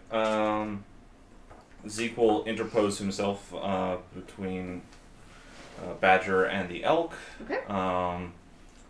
And do. Punch. Yep. Let's see here. He's going to do 3 attacks and then use his. So, 2 regular attacks, bonus action punch, and haste action of dodge. Okay. 9 plus 8. 17. Yep. Okay. 4 plus 5. 9 points of damage for the first one. Okay. Okay. 11 points of damage for the second hit. Nice. And whiff on the third hit. Okay.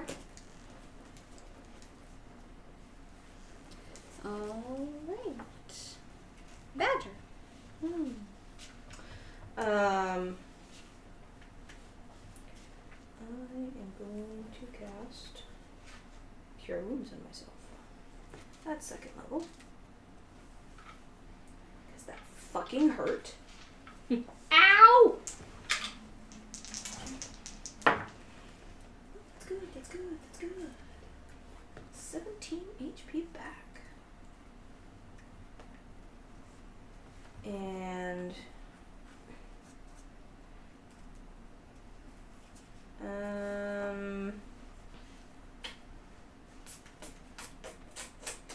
I will scoochy back 30 feet. 25 feet, excuse me. Okay, it's taking an attack of opportunity against you. Did you disengage? Nope, she cast a You spell. cast a spell, so Nope. it's okay. It's going to attack you as you back away. Sure. Actually, Eve. Fuck. I forgot that it was in melee range. Mm-hmm.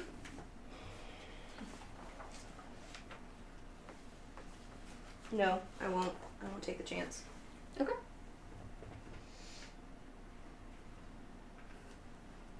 Okay, Ophelia. Alright, me, bringing up the rear. Okay, I am going to do, Toll the Dead on it, so it needs to make a wisdom save of 14.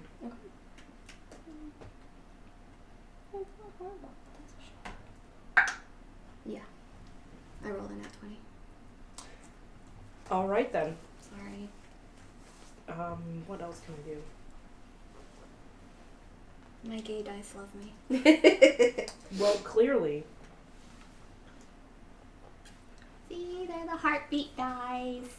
So they're different pride colors, and they have a heart for the 20. All right, that's all I can do. Okay, are you moving? It's not within melee range of me, is it? It's not, but it's about 10 feet away from you. 10 to 20 feet. It's about 20 feet away because you all were grouped together, right? I was as close. I was within 30 feet of Then, them. yeah, it is within, it could hit you. Because I didn't move to cast my original spells. It went first, so it came to where you all are. So you are all basically, I will say, because it has not hit you or engaged with you, you maybe are 10 feet away. And Zeke was ready to charge in, Zeke but then and somebody Badger- sent a vine whip over his Yeah. head Oh, and yeah, pulled and I it pulled it closer. forward. Yeah, Zeke and Badger came up with a plan, and suddenly the vine whip got yanked it forward, and now it is like all up in your business, Ophelia. No, I'm not going to move. I'm going to stay where I am. Okay. Decisions were made. But man, am I bad at math. Alright, just hop it around. Okay. So you sort of see the elk, and it kind of is shaking its head. You see the sort of black ichor start coming out of, like, foaming out of its mouth as it makes attack against you, Zeke. It has disadvantage. Because of the dodge action. Alright. That does not hit. That's a 12. Yeah. Okay. And then... Yeah, because it did the thing. Alright, and so then... It slams its head towards all of you, so I need you two to make a dex save. I have advantage. I don't.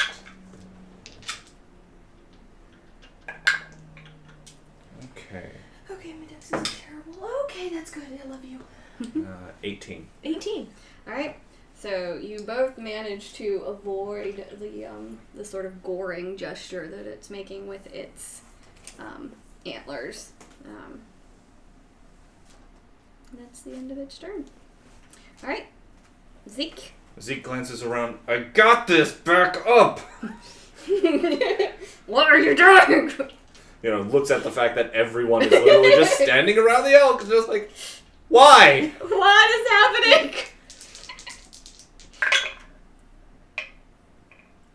That's a nat 20, so I Nice. will roll another one, which is good because the damage I rolled was a 1.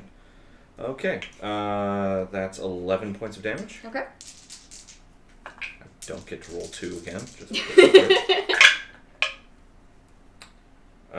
7 points of damage. Okay. And, you know what? We're just going to spend a key point to do that 2 more times. 6 points of damage. And 9 points of damage. Okay. And we will repeat the dodge action for the haste. Can you do that if you've already spent a key point? Doesn't that count as your bonus action to spend a key point? So No? so I've got regular action, bonus action, Hasted haste action. action. Yeah. So The haste can also be used to do dodge. yes. Okay, that's fine. I'm just checking. Yep. That's it. Okay, Badger. I will take the disengage action, Mm-hmm. and I'm gonna back my short little self up 25 feet. Okay. Dude. Alright, Ophelia. Might be able to do a cantrip, I think. I'm gonna pull out I don't my think I have a bonus. double-bladed I have scimitar. shillelagh, Okay. but doesn't really help me. Actually, no, I'm not. I'm not gonna pull out anything. I'm going to toll the dead at it again. Okay. It needs to make another wisdom save. No. Okay. It has taken damage, correct? Oh yes. I just punched it for like 40. Alright, so... That's not helpful. That is. Then it takes 10 necrotic damage. Okay. You get the sense that necrotic is not very effective against this thing. Oh, shit. Okay. Okay, and that's all I'm gonna do. Okay. swap it around. Alright.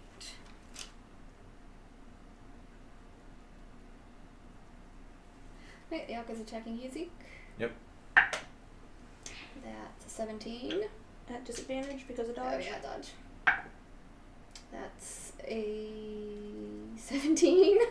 That's still not enough. Okay. Alright. And then it is going to gore at you, so you need to make a dex save. Okay.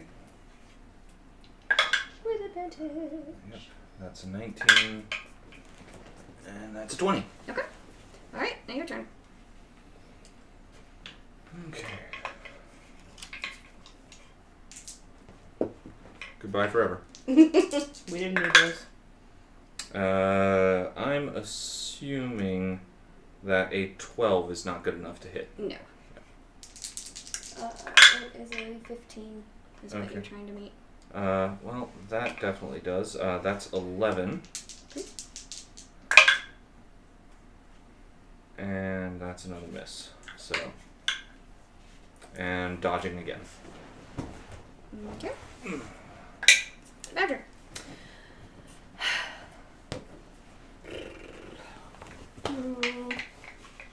And I'll say that since the black ichor started pouring from its mouth, you get the sense that your punches are not doing quite as much as they were. It's almost like its body is becoming hardened or something. You get the sense that your punches are not as effective as they first were. Okay, and that includes, like, magical punches? Mm-hmm. Okay. Yeah, like, you know you're definitely still hurting it, but you get the sense that something within it has changed, and it is more resilient. Oh, goody.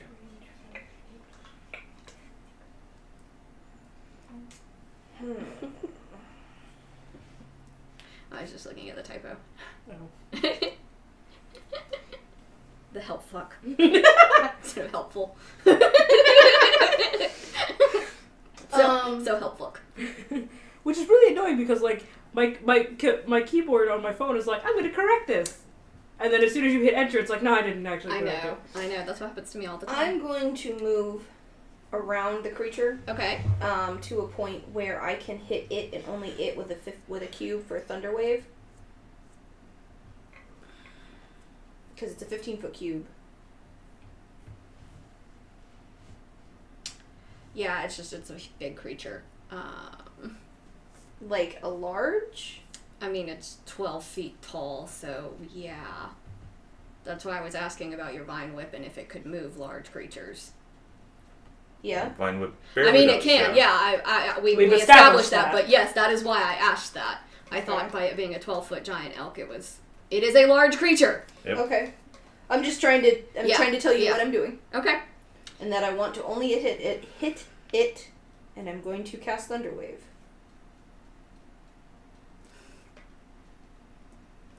You haven't backed away yet, have you? No, I am still within melee range of it. If I am still within 10 feet of it, Yeah. yes, I have not moved.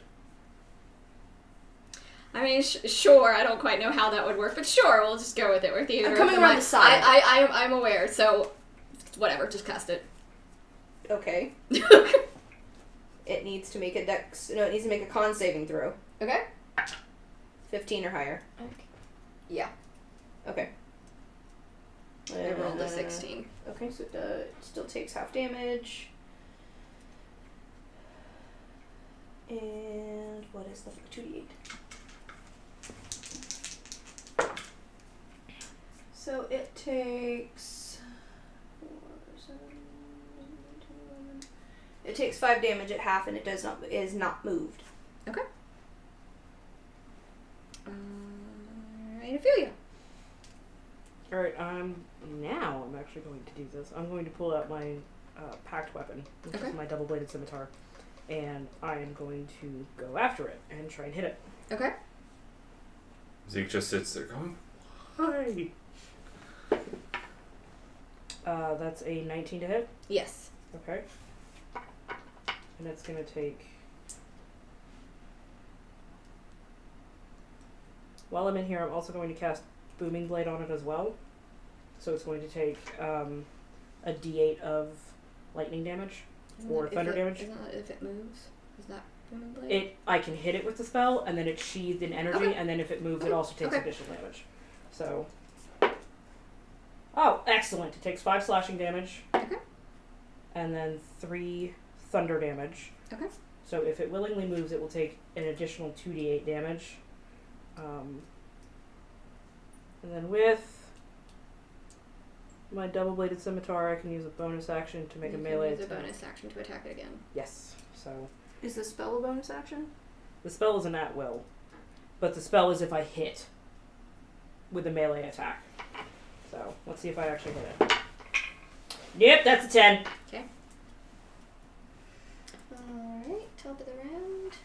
The elk is attacking Zeke. Disadvantage.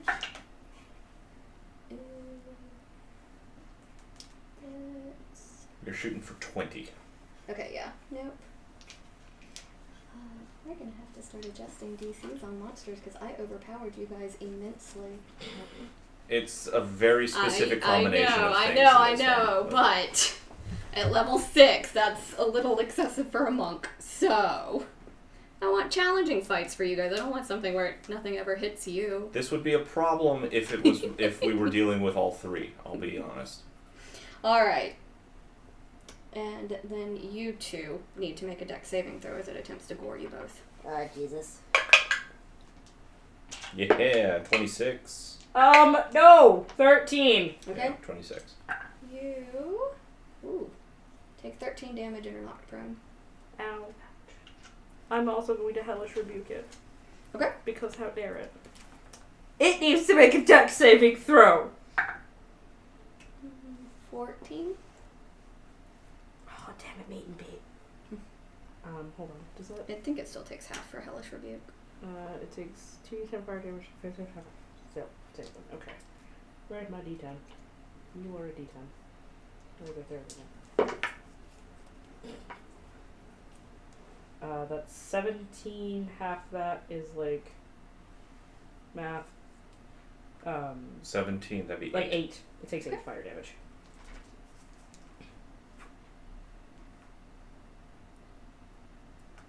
Okay.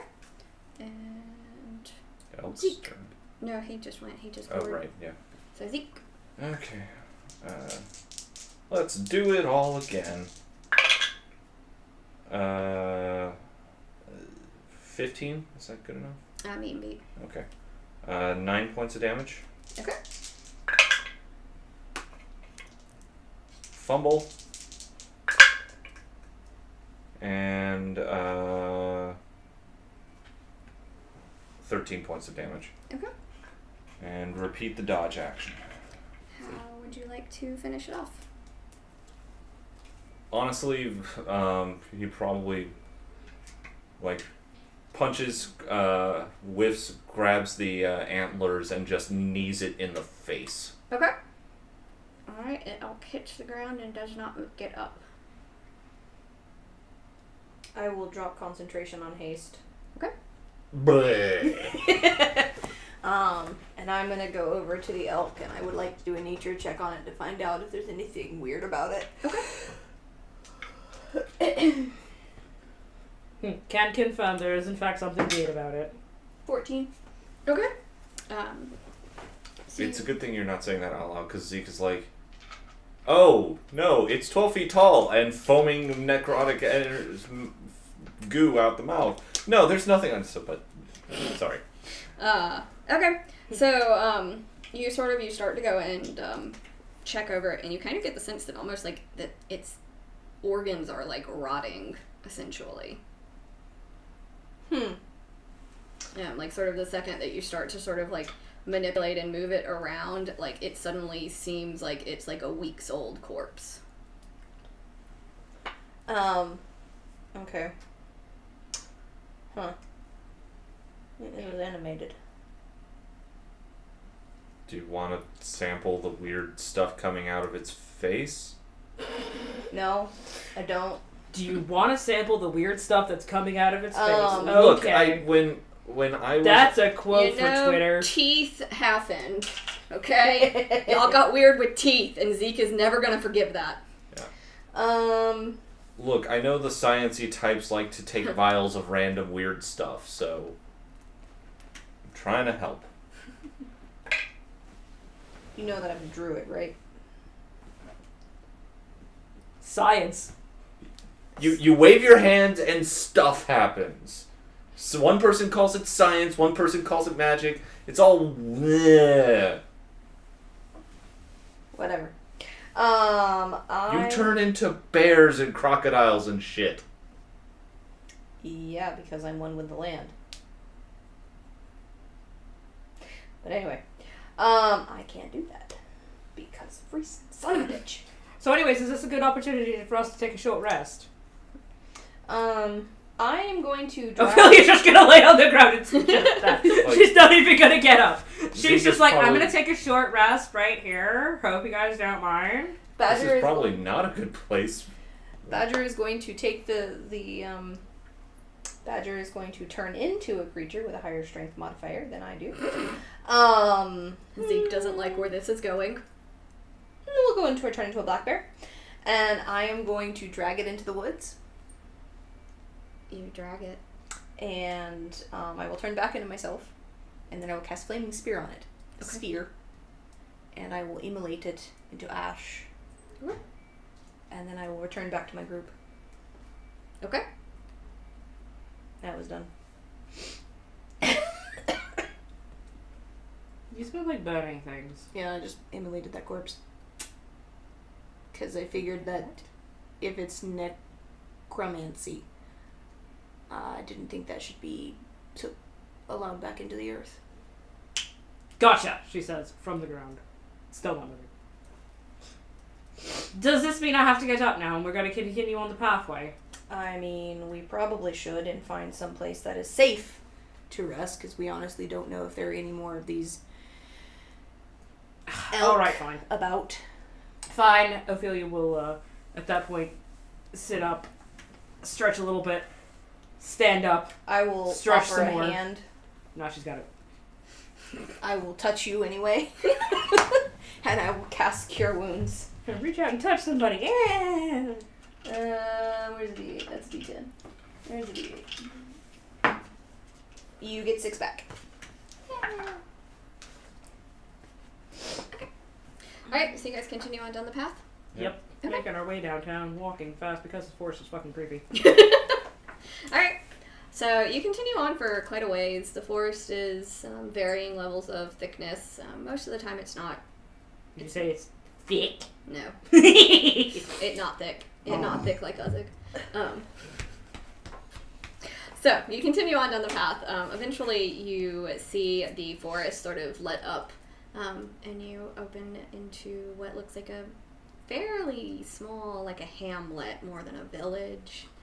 It's a very small town. Let me see. Everyone just make a general perception check. Let's see if I can see shit. Oh my god, I can see shit. 13. Oh! Okay. Natural 20. Okay. For Oh. a 24. Nice. 22. Okay. Okay, that's fine. Ophelia finally rolls above double digits for seeing shit. Yeah! 22. Alright. Fuck. And Badger, I'd like you to make me a history check. Okay. So you two see it's a very small town. It's very sparsely populated. You only see one or two people sort of milling about in the town. It's not very active. It's not very busy. Better. It's very quiet. The people that we do see, do History. they notice us? They don't appear to. 17. Okay. So Badger, sort of as you are looking at this place, you suddenly get the instinct of this is home, and one of the small buildings in particular you recognize as your family's home. And with that, we're gonna go on a break because I want to refill my drink and have some snackies. Yeah! I'm gonna go to the potty. Break time! Break time. Break time. We'll be back in 10, 20-ish minutes. Let's see if I can, not ruin everything this time with OBS. All right, bye. We'll be back. Ah!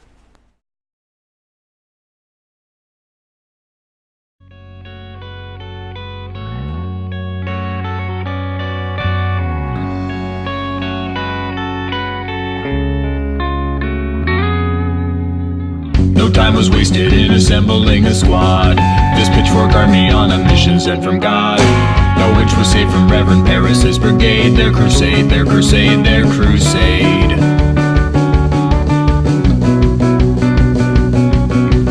Call the magistrate and don't you wait another minute, cause this town is going to hell if we don't put away the sinning. And we got no time to let a jury have their turn. Let 'em burn, let 'em burn, let 'em burn.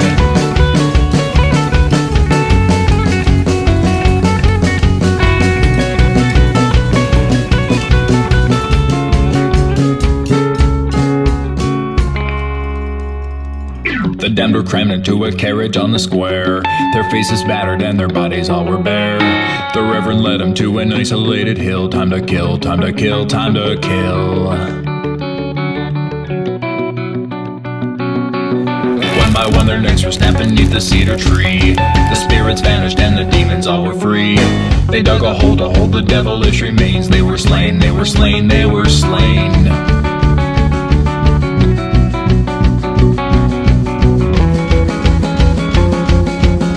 The town was safe from all those wicked dissidents. They could continue with their life of innocence, dispensing justice from a higher power.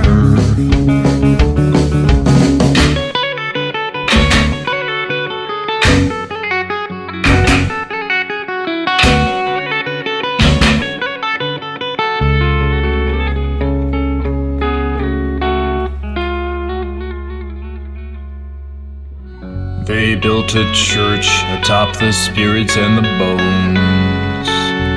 Their moans were heard as they were laying down the stones. But the witches got revenge beneath that steeple bell. They cast a spell, sent the Reverend to hell.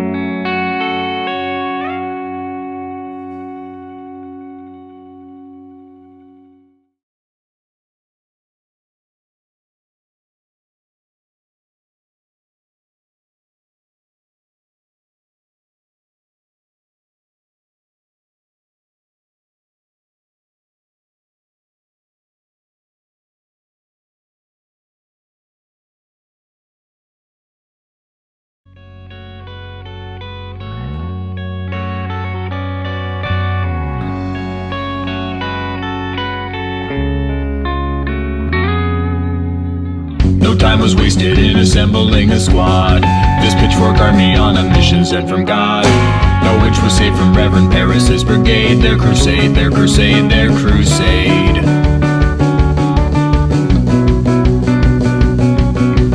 Call the magistrate and don't you wait another minute, cause this town is going to hell if we don't put away the sinning. And we got no time to let a jury have their turn. Let 'em burn, let 'em burn, let 'em burn.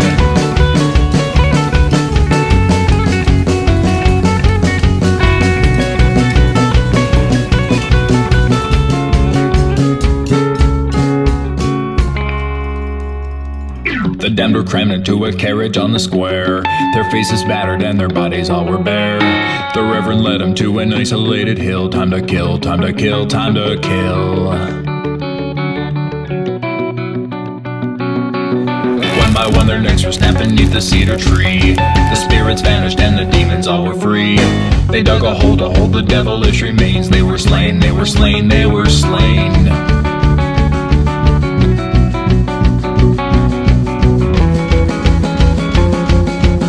The town was safe from all those wicked dissidents. They could continue with their life of innocence, dispensing justice from a higher power.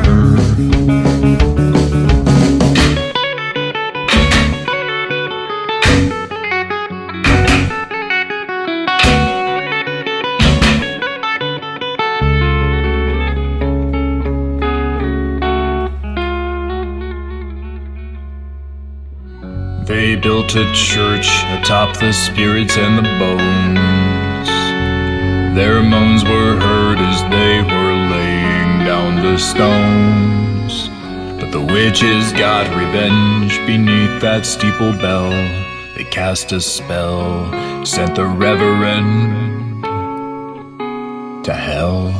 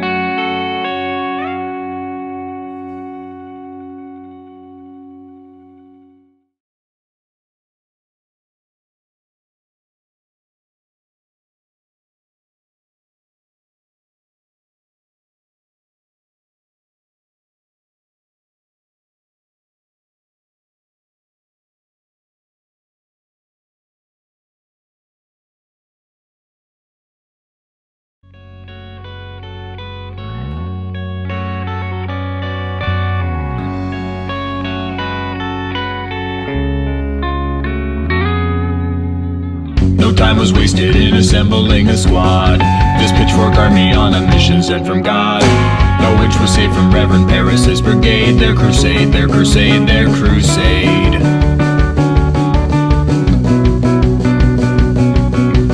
Call the magistrate and don't you wait another minute, 'cause this town is going to hell if we don't put away the sinning. And we got no time to let a jury have their turn. Let 'em burn, let 'em burn, let 'em burn.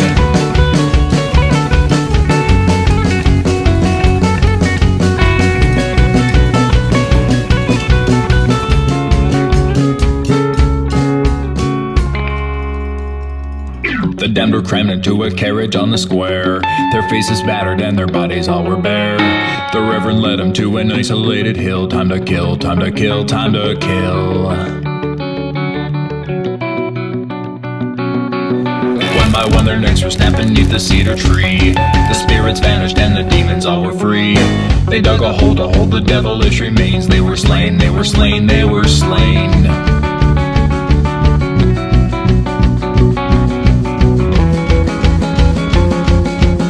The town was safe from all those wicked dissidents. They could continue with their life of innocence, dispensing justice from a higher power.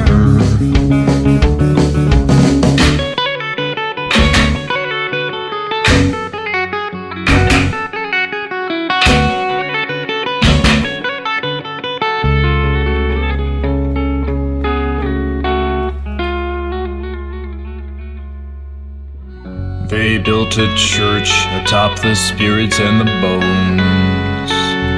Their moans were heard as they were laying down the stones. But the witches got revenge beneath that steeple bell. They cast a spell, sent the reverend to hell.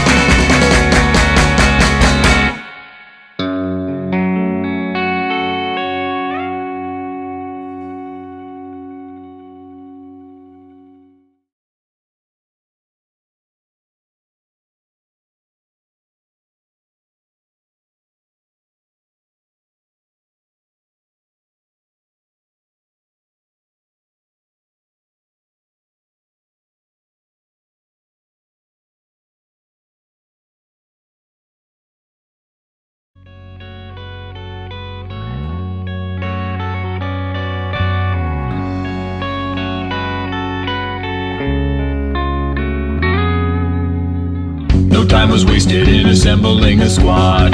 This pitchfork army on a mission sent from God. No witch was saved from Reverend Paris's brigade. Their crusade, their crusade, their crusade.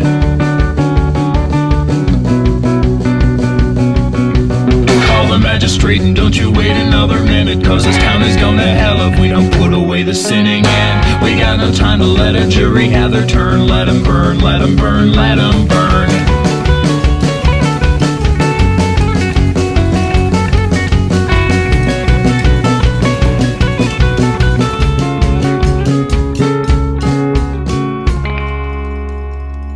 The damned were crammed into a carriage on the square.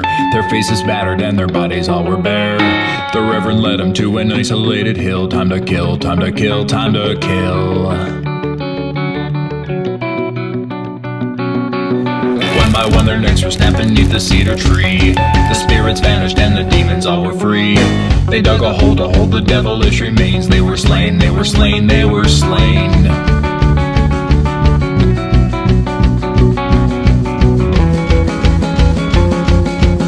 The town was safe from all those wicked dissidents. They could continue with their life of innocence, dispensing justice from a higher power.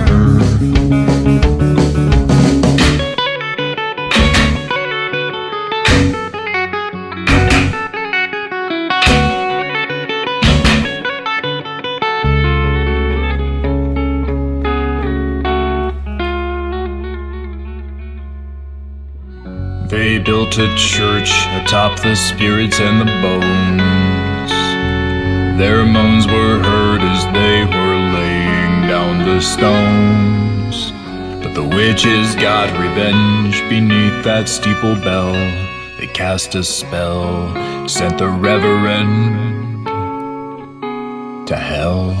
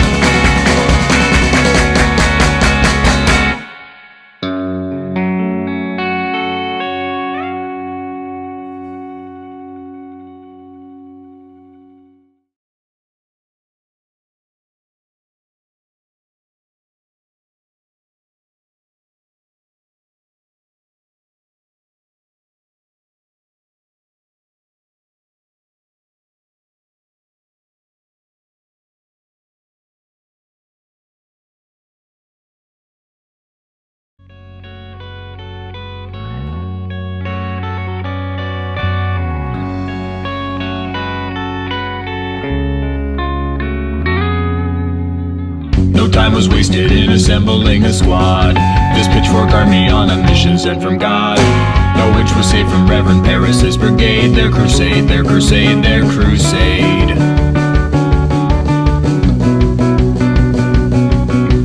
Call the magistrate and don't you wait another minute, 'cause this town is going to hell if we don't put away the sinning. And we got no time to let a jury have their turn. Let 'em burn, let 'em burn, let 'em burn.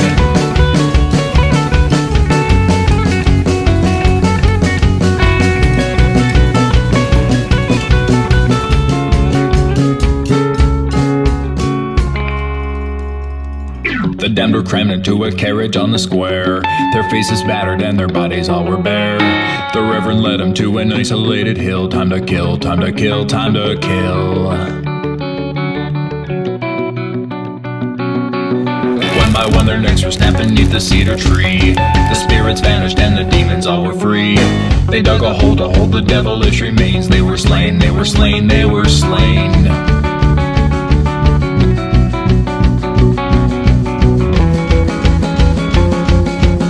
The town was safe from all those wicked dissidents. They could continue with their life of innocence, dispensing justice from a higher power.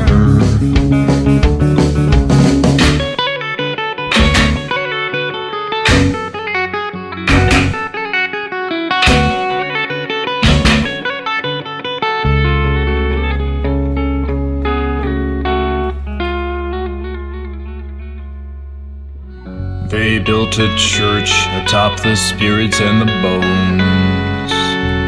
Their moans were heard as they were laying down the... Hello, Internet! Hello! We are Tabax. Yay! What's up? But not tabaxi. No tabaxis. That'd be fun. That would be fun. I'm a cat person. Bat, bat, bat, bat, bat, bat. I'm a cat. I'm gonna slap stuff off. Look, I told you to turn on, fucker. No. Alright, so, welcome back. So we pick up with our heroes coming to the end of the path that they have been following, that they fought the weird giant elk on, and yeah, Badger seems to recognize the town. She doesn't say anything and she starts running towards the house. Oh, cool. That's the fastest I think I've seen her move in a while. Or, like, ever. I don't think I've ever seen Badger run. Have we ever seen Badger run? I mean, define run. What she's doing right now. Yes? Have we? Just Yeah. imagine Zeke like, is that what she's doing?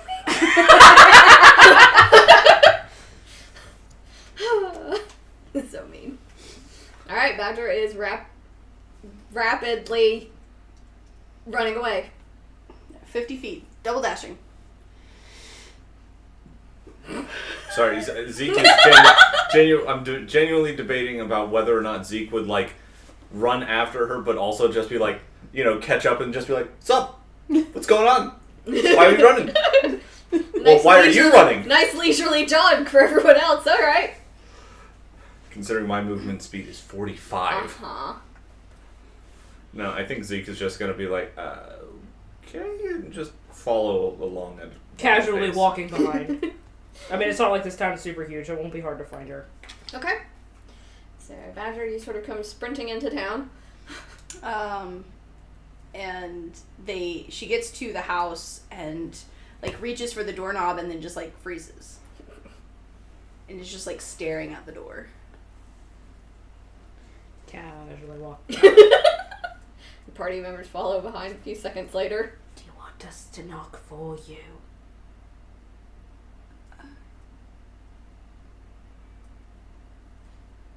Zeke is not picking up on what's going on and knocks on the door. Badger.exe. Jesus, no! Badger.exe has stopped working. Badger.exe has been forcefully restarted. I mean, Badger would probably see Zeke about to like grab on it, so if she reaches out and like stops him, it'll be. I don't know that she has the brain right now to do that. Fair enough. Yeah, Zeke knocks on the door. Okay. I rolled and then immediately forgot what I rolled. Okay, that's what I rolled.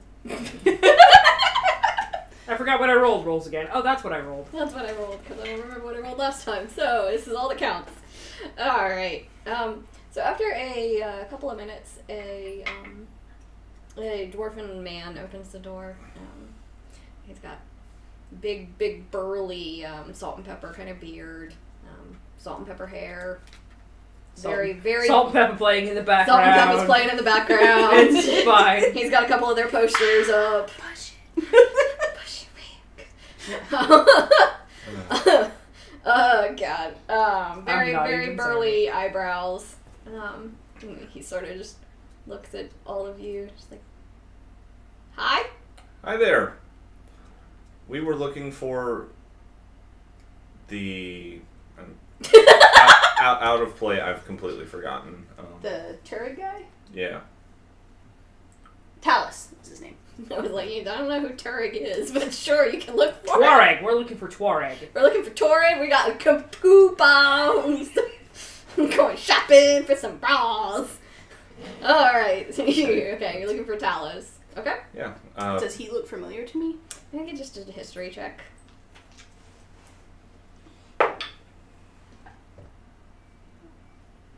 15. Yeah, you recognize this as your father. Badger is just like completely just like Whoosh. the same face that she was sort of making when she saw Hans, but instead of like, oh my god, she's hot, it's oh my god, just plain shock. And is just staring at this man. Mouth open. Apologies. We're new to town and we need to try and find Yeah, he's got the piss yellow door. Yeah. It's the only painted door in town. Everyone else just has wood. Ooh, fancy. Mr. Man with his painted door. You alright? We'll be fine at some point. Is there also an inn by any chance that you happen to know of? No. Excellent. Thank you so much. And we'll, and Ophelia will back away from the door. Okay. Zeke, I just rolled a perception 4. So, yeah, Zeke's no idea what's going on. Just thought that, Yeah. okay, well, is there any other place that we might be able to find lodging as visitors? Talus can maybe sort something out for you, but we don't get visitors very much. We don't like you background in your part. That's fair. Thank you for your time. Yeah. Badger will find a voice and like, is your wife home? I know she went out into the woods to try and get some stuff for dinner with the twins. They're gathering stuff. We're gonna have it's pie night. Cool. Oh, that sounds lovely. You enjoy. Come on, We are Badger. so sorry to have disturbed you. Yeah, it's fine. No worries. Welcome to town. Welcome to Swordsbreak. I mean, Swordsbreak the east. The west is the different. All right. Hey, I'll be good. Yeah. Badger is Like steers Badger by the shoulder, just. He just sort of waves awkwardly and is just not quite sure what to make of the three of you. He does not appear to recognize you or acknowledge you, particularly. Can I roll an insight check to see?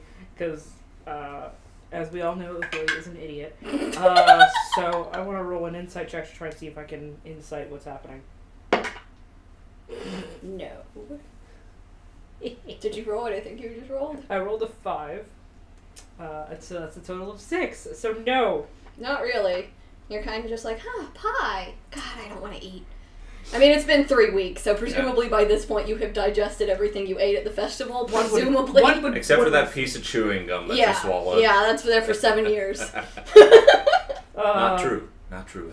The greatest myth. I know, it's a lie. Alright, yeah, you... Nope. Cool. Zeke just rolled a 16 after trying to ponder why is he having to steer Badger. Yeah, why is Badger not moving like Badger ought to? You okay there, friend? I don't know.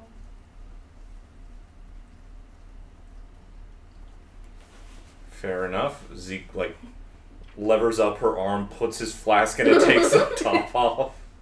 Makes sure that the hand is closed. It's just like automatic drink. Okay. Takes flask, taps it, puts it back. Okay, we have to go talk to the townsperson. Do you want to just go sit down somewhere while we do that? Yeah, that'd be nice. Do you want some company while you sit? No. All right then. Just parks Badger outside the town leader's place. Yeah, there's a bench in front of his place. And you do notice it's a horribly painted yellow door. It looks awful. My God, he wasn't kidding when he said it was piss yellow. Because my God, this is ugly. The color, anyways, not the door. Maybe keep those thoughts inside until after we've talked to the person. Oh my God, fine.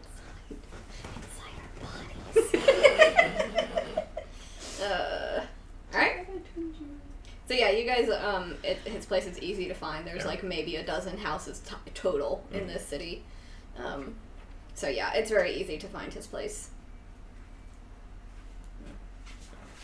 What was his name again? Talus. It's Thalis. That's not how I spelled it, but I don't It's care. okay. Okay. So, yeah. Ophelia, you got the thing? Yes, I have the thing. Okay. Knocks on the door. That was great. For a second, I was like, "What thing?" And I'm like, "Oh right." If you said what thing, then we have some issues. No, we didn't need it anymore. All right, cool. Let's do It it. just didn't click for a second there. Oh, I was like, "Why are you bringing the heart to him? What?"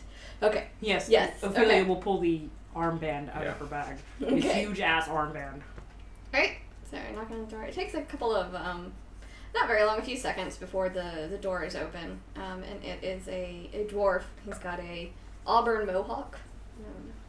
Very nicely styled. So I love it. mohawk down the center, and then there's shaved bits with braided bits. That I tie love back it! At the end. Okay. Very lovely beard. Mhm. Looks like it maybe could use a little grooming. A dark-skinned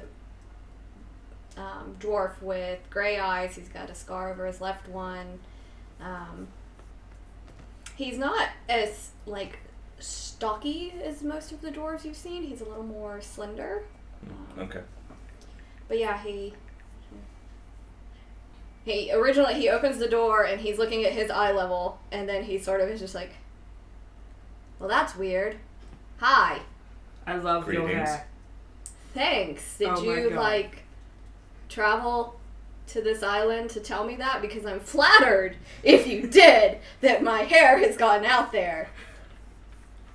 But also shocked because what? Are you Master Thalys? Yeah. I am Ezekiel, and this is Ophelia. We have another companion. We were sent here by a friend of yours. Nudge, nudge, nudge, nudge, nudge, nudge. What? I'm sorry. I'm so taken Distracted by, by his, the hair. I'm so taken by his hair. I'm sorry. And Ophelia will pull out the armband and present it to him. Okay. So, he's not able to hide his shock at seeing it at all. And it takes him a few seconds to sort of collect himself to be like, and you see him sort of looking behind you. I was like, is he here? No. Unfortunately, no. He says that he's still bound by the banishment. Yeah. Okay, yeah. Yeah, come in. Thank you. We go inside and leave Badger. Leave Shut Badger up outside with Alone with her feelings. This Badger.exe attempts to reboot. Badger.exe has encountered a fatal error and must shut down. Mm-hmm. Alright. But yeah, so he brings you all inside. It's surprisingly spacey. The ceilings are much taller than you would imagine are necessary for a dwarven home. As well as all the doorways. Everything seems to be built for someone else's size, you would guess. Have a seat. What can I do for you? Do you want the short version or the slightly longer version? I mean, whatever you want to tell me. We have to go into your minds. We're looking for a thing. No. We're saving the world. We're going to fix what was broken and put everything back together the way it was. No. Ophelia doesn't do the charm bomb often, and I feel like it's gonna fail. But my God. Zeke takes a deep breath. We are actually newcomers to this world of continuous and cyclical death and rebirth. We were apparently sent here by the goddess Heliodora in order to restore the world to its proper place, in that would be actually restoring us all to true life back in our original plane of existence. But in order to do that, we need to collect multiple MacGuffins, one of which we believe is in the mines. You see him kind of walk over to a cabinet and just slowly picks up a bottle, and while you're talking, just unscrews it, just drinking, and just like, Nobody's sober enough to really hear this story, but I promise you, we are telling you the truth. Okay, so the thing you need is in the mines? That's our best assumption. Every place these pieces have landed has been corrupted in some way, shape, or form. So, from what the stories that we've been told about Swordsbreak and the mines, leads us to believe that wherever this other piece is, it has to be somewhere in the mines. It's probably also the source of the wonkiness that's been causing the mines to be, what was it, treated as an object of cults? That's definitely a thing that is happening here, So we might be able to solve two problems with one quest. And Zeke takes a moment to realize that he's turned into the questing hero and just... Could I have some, sir? Passes over the bottle. Okay, well that's a lot to process. It is. Can I have that bracelet? Yeah, right. And he sort of just runs it over in his hands. Insight check! Zeke is going to pause for a moment and be like, this may be presumptuous, but it No. seemed to be a precious item, so if you had something for us to return to him, he might be appreciative. Yeah. 9. He is processing a lot right now. His mind is going very fast. It's hard to sort of ping on any one thing that he's thinking about or feeling right now. Mm-hmm. There's time. We still have to... Provided that you grant us permission to enter the mines, you'll have the entirety of the time that we try to not die to come up with it. Yeah, I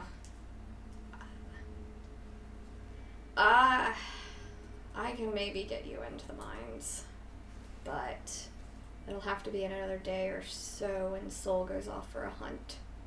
That is acceptable. We also have 2 other friends that are currently still on board a ship at the docks. Might there be a place that we could all stay? I mean, the only place really big enough to accommodate people your size is here. I'm sure we could probably clean out one of the storage rooms and you guys could just sleep in there, I guess. It's about the best I got. We don't get visitors. That's fair. Most places that we've gone don't get visitors. I'll have to talk to my husband and see what I can do for you all. That's greatly appreciated. So, all right. So there's how many of you all together? 5. 5. Okay. If that's going to be a strain on your resources, we understand. I think we'll be all right. We've been hunting okay lately. Actually, the captain of our ship has the ability to provide food for us, so that actually wouldn't be an issue. He might even, I'm not sure how much he's able to produce, but might even be able to help you. Well, food and water is always welcome. Any various chores you need us to do while we wait, we'll be more than happy to assist. We're pretty self-sustaining, but thank you.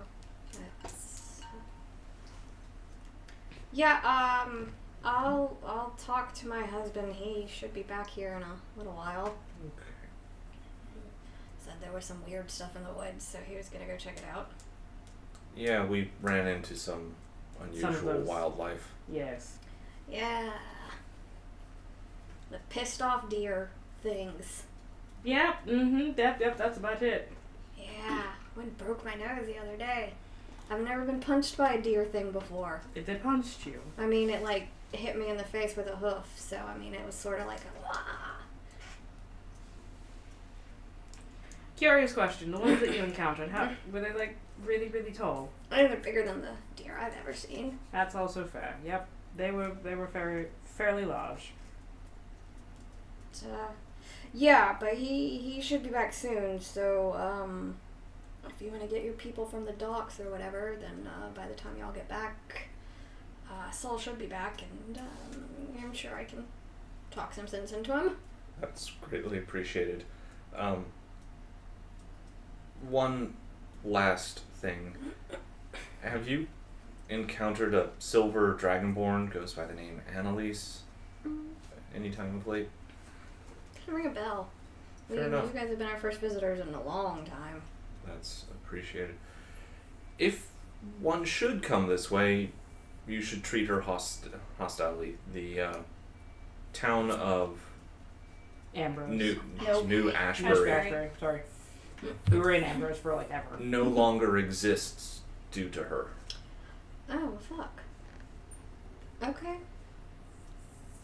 I know that's a lot to ask of someone who simply showed up with a memento, but Ethics Trust cares a lot with me. But, you should hold on to this. I will, thank you. I'll give the bracelet back to you. Okay, I will tuck it away in my bag. Yeah, if you guys want to get the rest of your group, and, Yeah. I'll see what I can do. Alright, and with that, I guess we do the thing. we Okay. will leave and collect Badger from outside. I'm not there. Cool, we've lost Badger. Where is she gone? Perception check for Badger. Okay. Okay, that's actually not a bad Oh roll. my god, you got double digits. I'm so proud of you. Go me, 15. Okay. I don't know where the house is in relation to Talos. I mean, it's like a street, so it's like, here's Talos, here's the other house. I feel It is like. a very small place. Just make a stealth check just cause. Are you sure? Or your passive stealth. Passive stealth is 11. Zeke is gonna look around and be like, Ophelia, you find our badger, I'm gonna go get... You find our badger. Yeah. Not another badger, ours. Not just anyone. Not just a random badger you found in the woods that hisses at you. That was one time, and it was a joke because it was funny. You know, I thought it was Badger and she was having a bad day. Look, I don't know if that's a surname or not, because if that's the case, there's at least 4 other badgers, so... Anyway, Zeke is going to leave the emotional stuff to Ophelia, and is just going to go and collect the rest of the group Okay. while that happens. Alright. Says that you see someone who you think maybe is Badger, but pretty much everyone in this city is dwarf, so you're not 100% sure that it's actually Badger and not just another dark-haired dwarf. Racist. Well, I'm gonna go saunter up to the one that I think is Badger. Okay. Alright, Carolyn, roll a d20 and Susie pick evens or odds. Evens. Odds. Alright, so you, I go up to this dwarf. As I approach, does it look like Badger? just make a perception check. Why?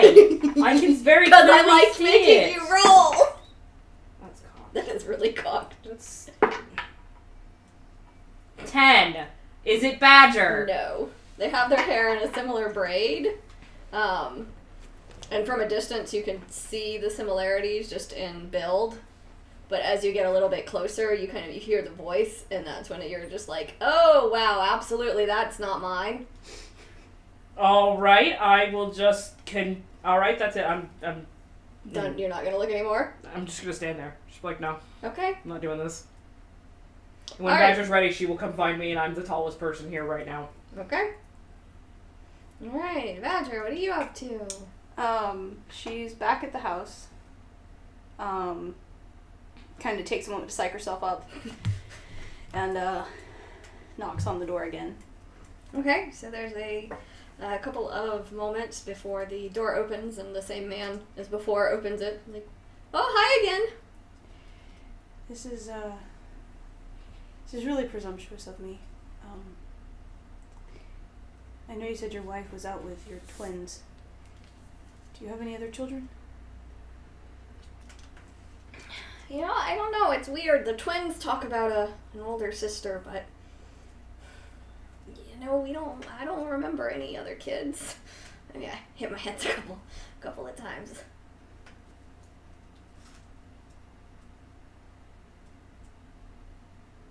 Do you mind if I wait with you until your youngest arrive? Sure. You can cut some potatoes? Yeah, I can do that. Okay. He's a little confused, but allows you in and sets you to work in the kitchen. She happily is. She's just kind of watching him while she's, cutting, and it's just like, finally, after a moment, she's like, so, You remind me of someone. I don't know if it's luck or not, but do you have... are you a druid? Yeah, actually. Yeah, I say, dwarves ought to know stone, but, trees that's hard as stone anyways. Yeah. My dad used to say that. Yeah, smart man. The smartest. You gotta watch it, though, because sometimes trees hit as hard as stone, and, that hurts. Yeah, especially when you piss them off. Yeah. Shut up. Alright. Ophelia. Yep. So are you just standing in the middle of town? Yep. Okay. So as you're sort of just standing there waiting for Badger to show up, you see a group coming in from the woods. Mm-hmm. Just roll me a d20 and tell me what the number is.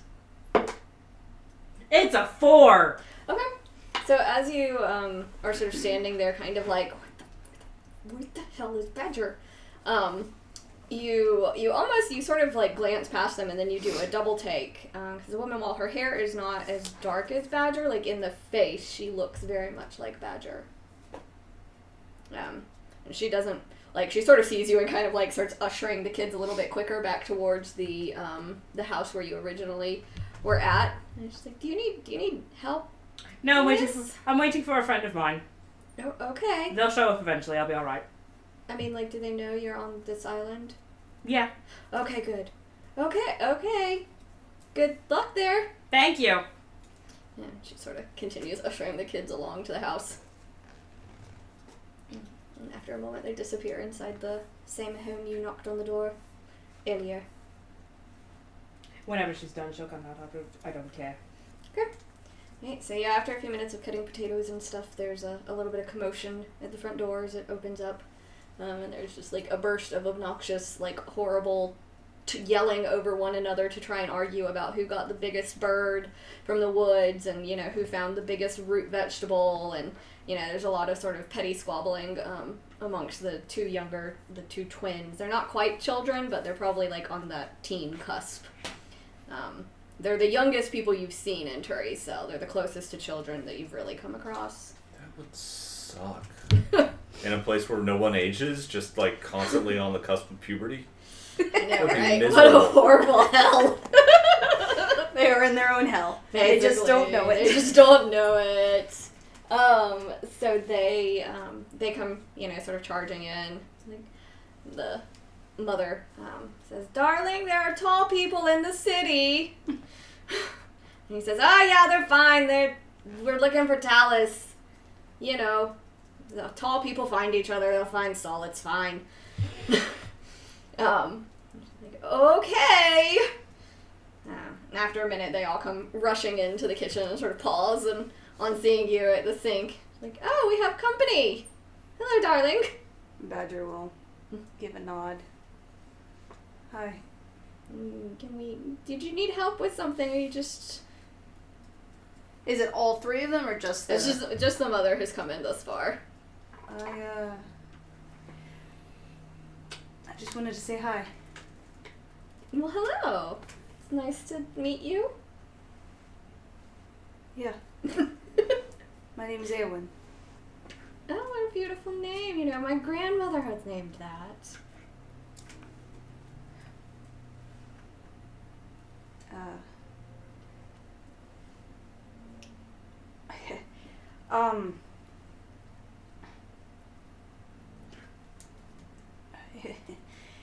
Sorry.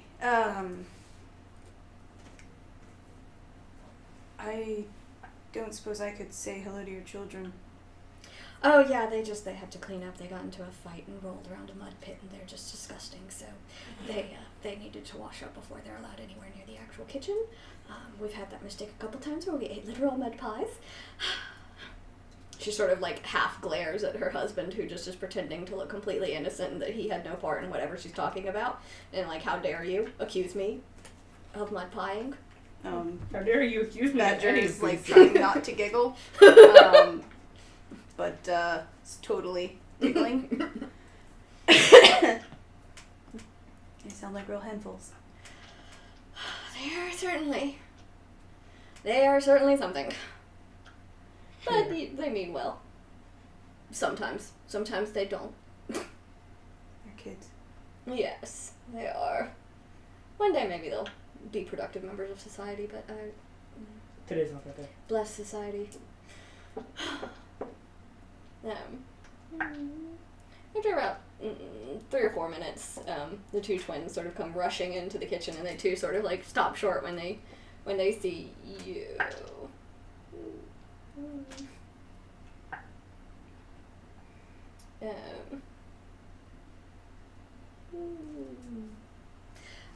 So one of them sort of stops and is just kind of like squinting at you and just sort of like, and the other one stops for a minute and then runs over and is like, "Oh my god, your hair is so cool!" Yeah, thank you. Yours isn't too bad either. Ah, thanks. I'm gonna cut like Dallas on a mohawk. That would be interesting. Oh, I want a mohawk. No. There is like a moment where hope was there and then Yeah. like shit, they don't actually. Yeah. Is you from the West? Are you from Swordsbreak West? No, it's a long story. I just woke up in this world a couple months ago. Yeah. I mean, everyone just woke up here, sorta. But it's been a long time. I remember what was before. Mom says she remembers some of it, but not all of it. You just look really familiar, and we go over to the west side all the time. I look familiar? Yeah. So I was figuring you were like a west side dwarf, and like I'd seen you because your hair is really cool, and I remember it because it's really cool, and I want my hair to be really cool. And my sibling is just like, your hair's never gonna be as cool as mine. She'll take it and start like unbraiding it because I think when she was younger she let it kind of just be itself. Yeah. And she'll just kind of let it be and I don't know how to. Damn. It sort of is like all hands all up in the hair. She's like, that's so rude. It's fine. Sorry, normally I'm not quite this excitable. I've missed it. No. Well, as long as you're here, you're welcome to bother them. It's a need to burn off some energy.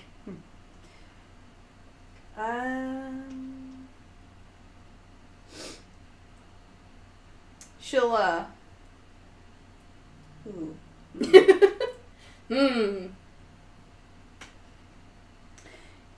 She'll like, well, if you two give me 30 minutes, I can show you something even cooler.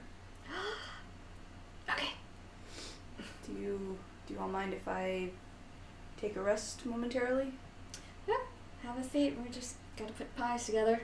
If I can help, I would certainly try. No, it's fine. So she'll try and basically take a short rest. Alright.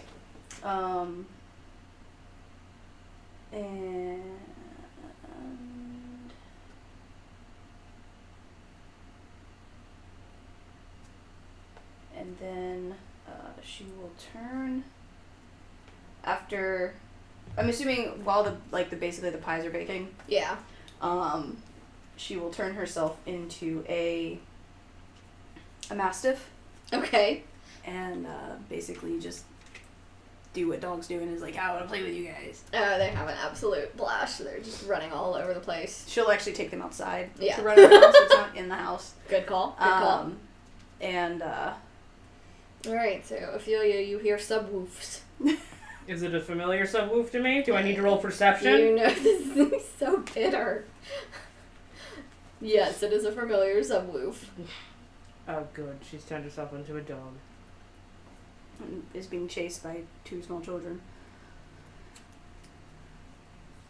And is basically just like for the next I think I can hold it for 3 hours. So until they tire out or 3 hours is up. Yeah, I'm not staying in the middle of town for 3 fucking hours. I will go to the edge of town at that point and then just find a nice little spot and sit.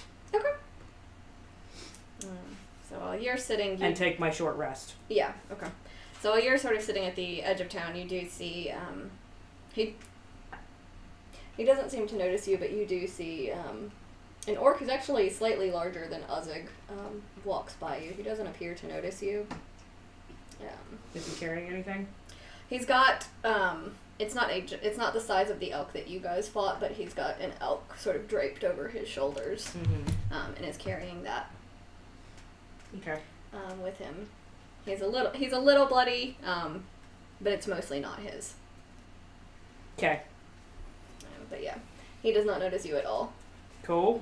At this point, you have gathered Fox and Muriel and are making your way downtown, walking along the path. But yeah, it's probably about an hour before the pies are actually ready, and the kids are sort of starting to call inside. Do you want to come eat with us? Turns back into Badger. I suppose if your parents say it's okay. Yeah! So they'll run inside, and you're invited in to join them for dinner if you'd like. She will definitely take upon that, and I have no way of messaging.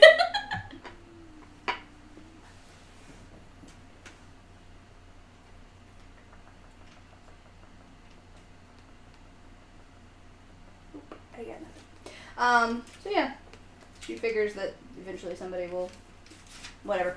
Yeah, at the moment she doesn't really care. But yeah, she'll go in and have dinner with them. Okay. Yeah, it's a very nice, sort of just very homey dinner. The twins are constantly talking over one another. They're trying to get ridiculous stories from you. They want to know all about what you've seen, what else is out there. I'm very curious. Badger will tell them the less bloody ones. And things that she remembers from prior to this whole thing going down, from when she was in her own travels, that kind of stuff. They absolutely just eat them up, and both seem to just absolutely adore you. Hey, where'd you get that cool armor? Oh my god, is that a crab? No. Yep. Oh my god, was it really that big? Yep. Did it try to eat you? Yep. Did you eat it? I did not. But why? Mainly because I thought it could be poisonous. But crabs are tasty. Oh, we love crabs. I enjoy a good crab dinner too. That would have been so much crab. It was a lot of crab.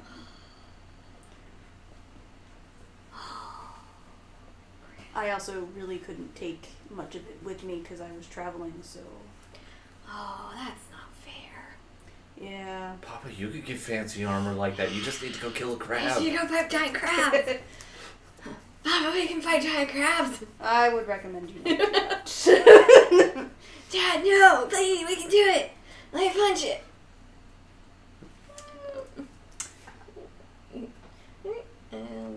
Alright, and Ophelia, you see Zeke with Muriel and Fox finally approaching the town. Excellent. Yeah, it's a little slower going with Muriel, but you guys still make decent time. Alright, so Zeke, you see Ophelia waiting on the outskirts of town. Sitting down. Sitting on the dock of the bay. You track down Badger? Oh yeah, she's a mastiff. Oh, right. Okay, yeah, that tracks. She's playing with some kids, and I'm assuming it's her family. Yeah. I'm not about to interrupt this. Yeah, fine. Shall we go back to the... Yes, his husband has come back. Oh, okay. So, that would be a good idea. Did you put the thing away? Oh yes, of course it's away. Okay. What thing? No. Alright. So you two are making your way back to Talos' house? Mm-hmm. Yep. Okay. No, I think we just go to the moon instead. So bitter! You're Exactly. so bitter from that one perception roll. Anyways. Alright, so yeah, you guys head on back to Talus's. By this time the kids are starting to be sort of ushered towards, like, you should be getting ready for bed. It's been lovely meeting you. Yes, thank you so much for having me in your home. Yeah, good luck with your travels, and be safe with the giant crabs and all. I will. She takes out her dagger and the strand that she cut prior for Han, she'll cut two more butts of it off, and she'll find some twine and stuff, and she'll make like couple little favors, and she'll give them to the kids. Okay. And she'll basically say, "I'll be back for those one day. Hold on to them for me." Mine's bigger. They're the same. Thank you! And they both sort of give you like a hug. And then they both take off for bed. As their mother's like, you're not getting out of bedtime. And Badger will say her goodbyes and leave. Okay. Alright. So you two are heading back for Talus's. Okay. And so yeah, you guys easily get back to his place. You can see the lights around the city are sort of starting to turn off as people are starting to settle in. So yeah, if you knock assuming you knock on the door and reintroduce. Yep. Yeah. Okay. Keep object hidden. Okay. So this time when you open the door, an orc opens it. Hey.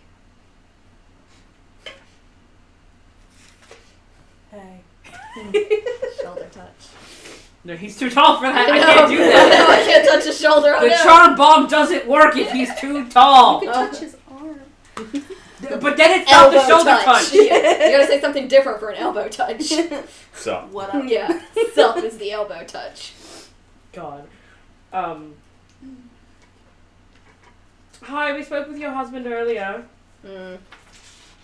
Yeah, you're friendly. Regarding some lodgings and possible assistance with the Elbow. elbow. Some of the elk in the woods, I guess. I don't know. Oh god, that hurt. You guys saw those big things.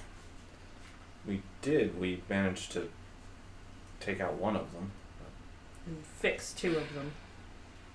He finally sort of steps out of the doorway and like clears enough space for you to actually be able to enter.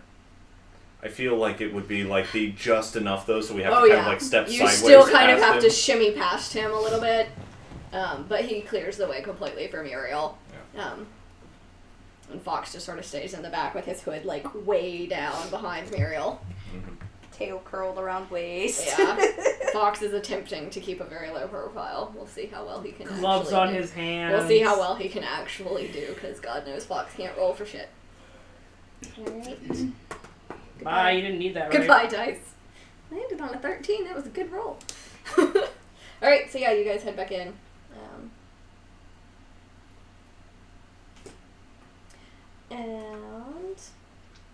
Soul sort of urges you guys to somewhere to, like a dining room table type of situation. Like, tell me what you saw. Well, there was 3 of them, officer. They were quite large, and we scared off 2 of them, and the 3rd one, well, we murdered it, and then after we murdered it, it sort of just turned into a corpse. Most dead things are corpses. Mm-hmm, yeah. I think what she means is that it decomposed. Rather rapidly. Magic bullshit. That's what I say! Ophelia's contemplating politely excusing herself from this conversation and going outside again and just sleeping out on the outskirts of town. Just like, alright, that's it, fine, okay, I see how we're gonna play this game. More of that weird shit is happening. Yeah, so anyways, we want to go in your mind and help fix the weird shit that's happening. No one goes in the mines. You're right. You're absolutely right. Why would we ever want to go in the mines? Especially, now.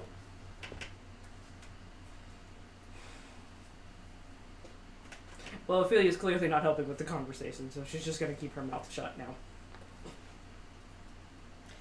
Alright. Cleared out the back storage room. Not a lot of space, but you can have it for now. That is greatly appreciated. Thank you so much.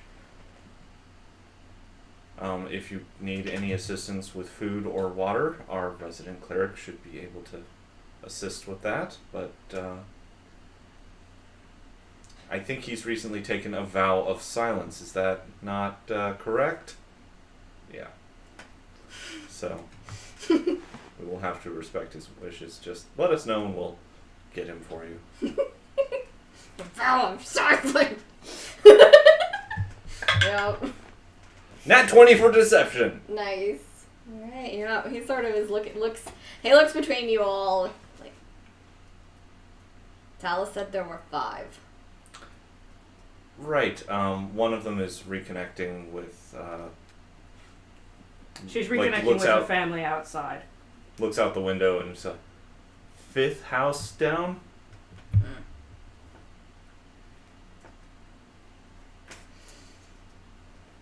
Room's back there. Lights out soon. Much obliged, thank you.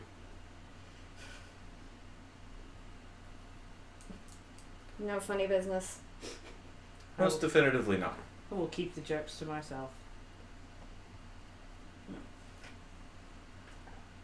You hear Talus snicker a little bit. And then very quickly. Oh! Drank that too fast. Oh. You gotta be careful with that. Well, I'll show everybody to their rooms, honey. This way. The rooms are this way, down this hallway. Grabs Muriel's wheelchair and builds. So yeah, it is literally, it's just sort of a storeroom. There are really no beds. There looks like there are a couple blankets that have been sort of tossed in there. There's not really a bed per se.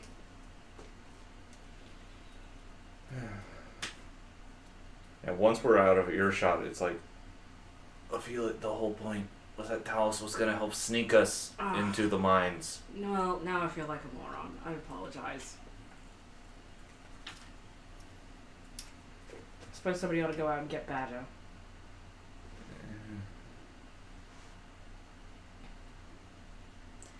After Muriel says, so I feel like a horrible person, but isn't Badger's family dead? Apparently not. So who is she with? Possibly her reincarnated family. We're not from here, around here. Yeah, Muriel is just like, what? Okay, sure. As far as we are concerned, Badger's family... Do we actually even know that out of game? I'm pretty sure I've said that my family's dead. Yeah, you went in the memory thing, Badger Yeah. told you all that her family was dead, that they were killed in the sickness, or before then, As far that as she is alone. As far as we are aware, Badger's family was perished during the sickness that took Tueriesal, or created Tueriesal, whatever. So, it is entirely possible that they were reincarnated here, and here they live. And Badger now, and they presently have no memories of her or something. Okay. I don't fucking know. Sure. I know less than you, darling. You know more than us, because you apparently see... Everyone else here seems to know how the reincarnation thing works. When you die, you come back, and then we just wake up and we have nothing. So we have to reconnect and everything, and we don't have that connection. So we don't know how long you've been in here, we don't know how long we've been asleep or whatever. I don't think anyone knows any of the stuff outside of that. We just have gotten used to here. But we're learning more every day. Zeke makes a really sarcastic yay. No, Muriel takes Tone out of her lap and sort of puts him on the ground. Or he just eagerly starts sniffing around for anything he can find to eat. Did you find anything? No. No. Badger does not come in that night. She will basically go into the woods and attempt to find she's trying to see if the tombstones that she put out were still there. Okay, make a history check. Okay. See if you remember. Oh, where they are, yeah. Like how you're like, okay. 19. Okay. So yeah, you remember where they are. And as you go back over there, you do see them. They're kind of covered with moss and vines. There's no names or anything carved on them.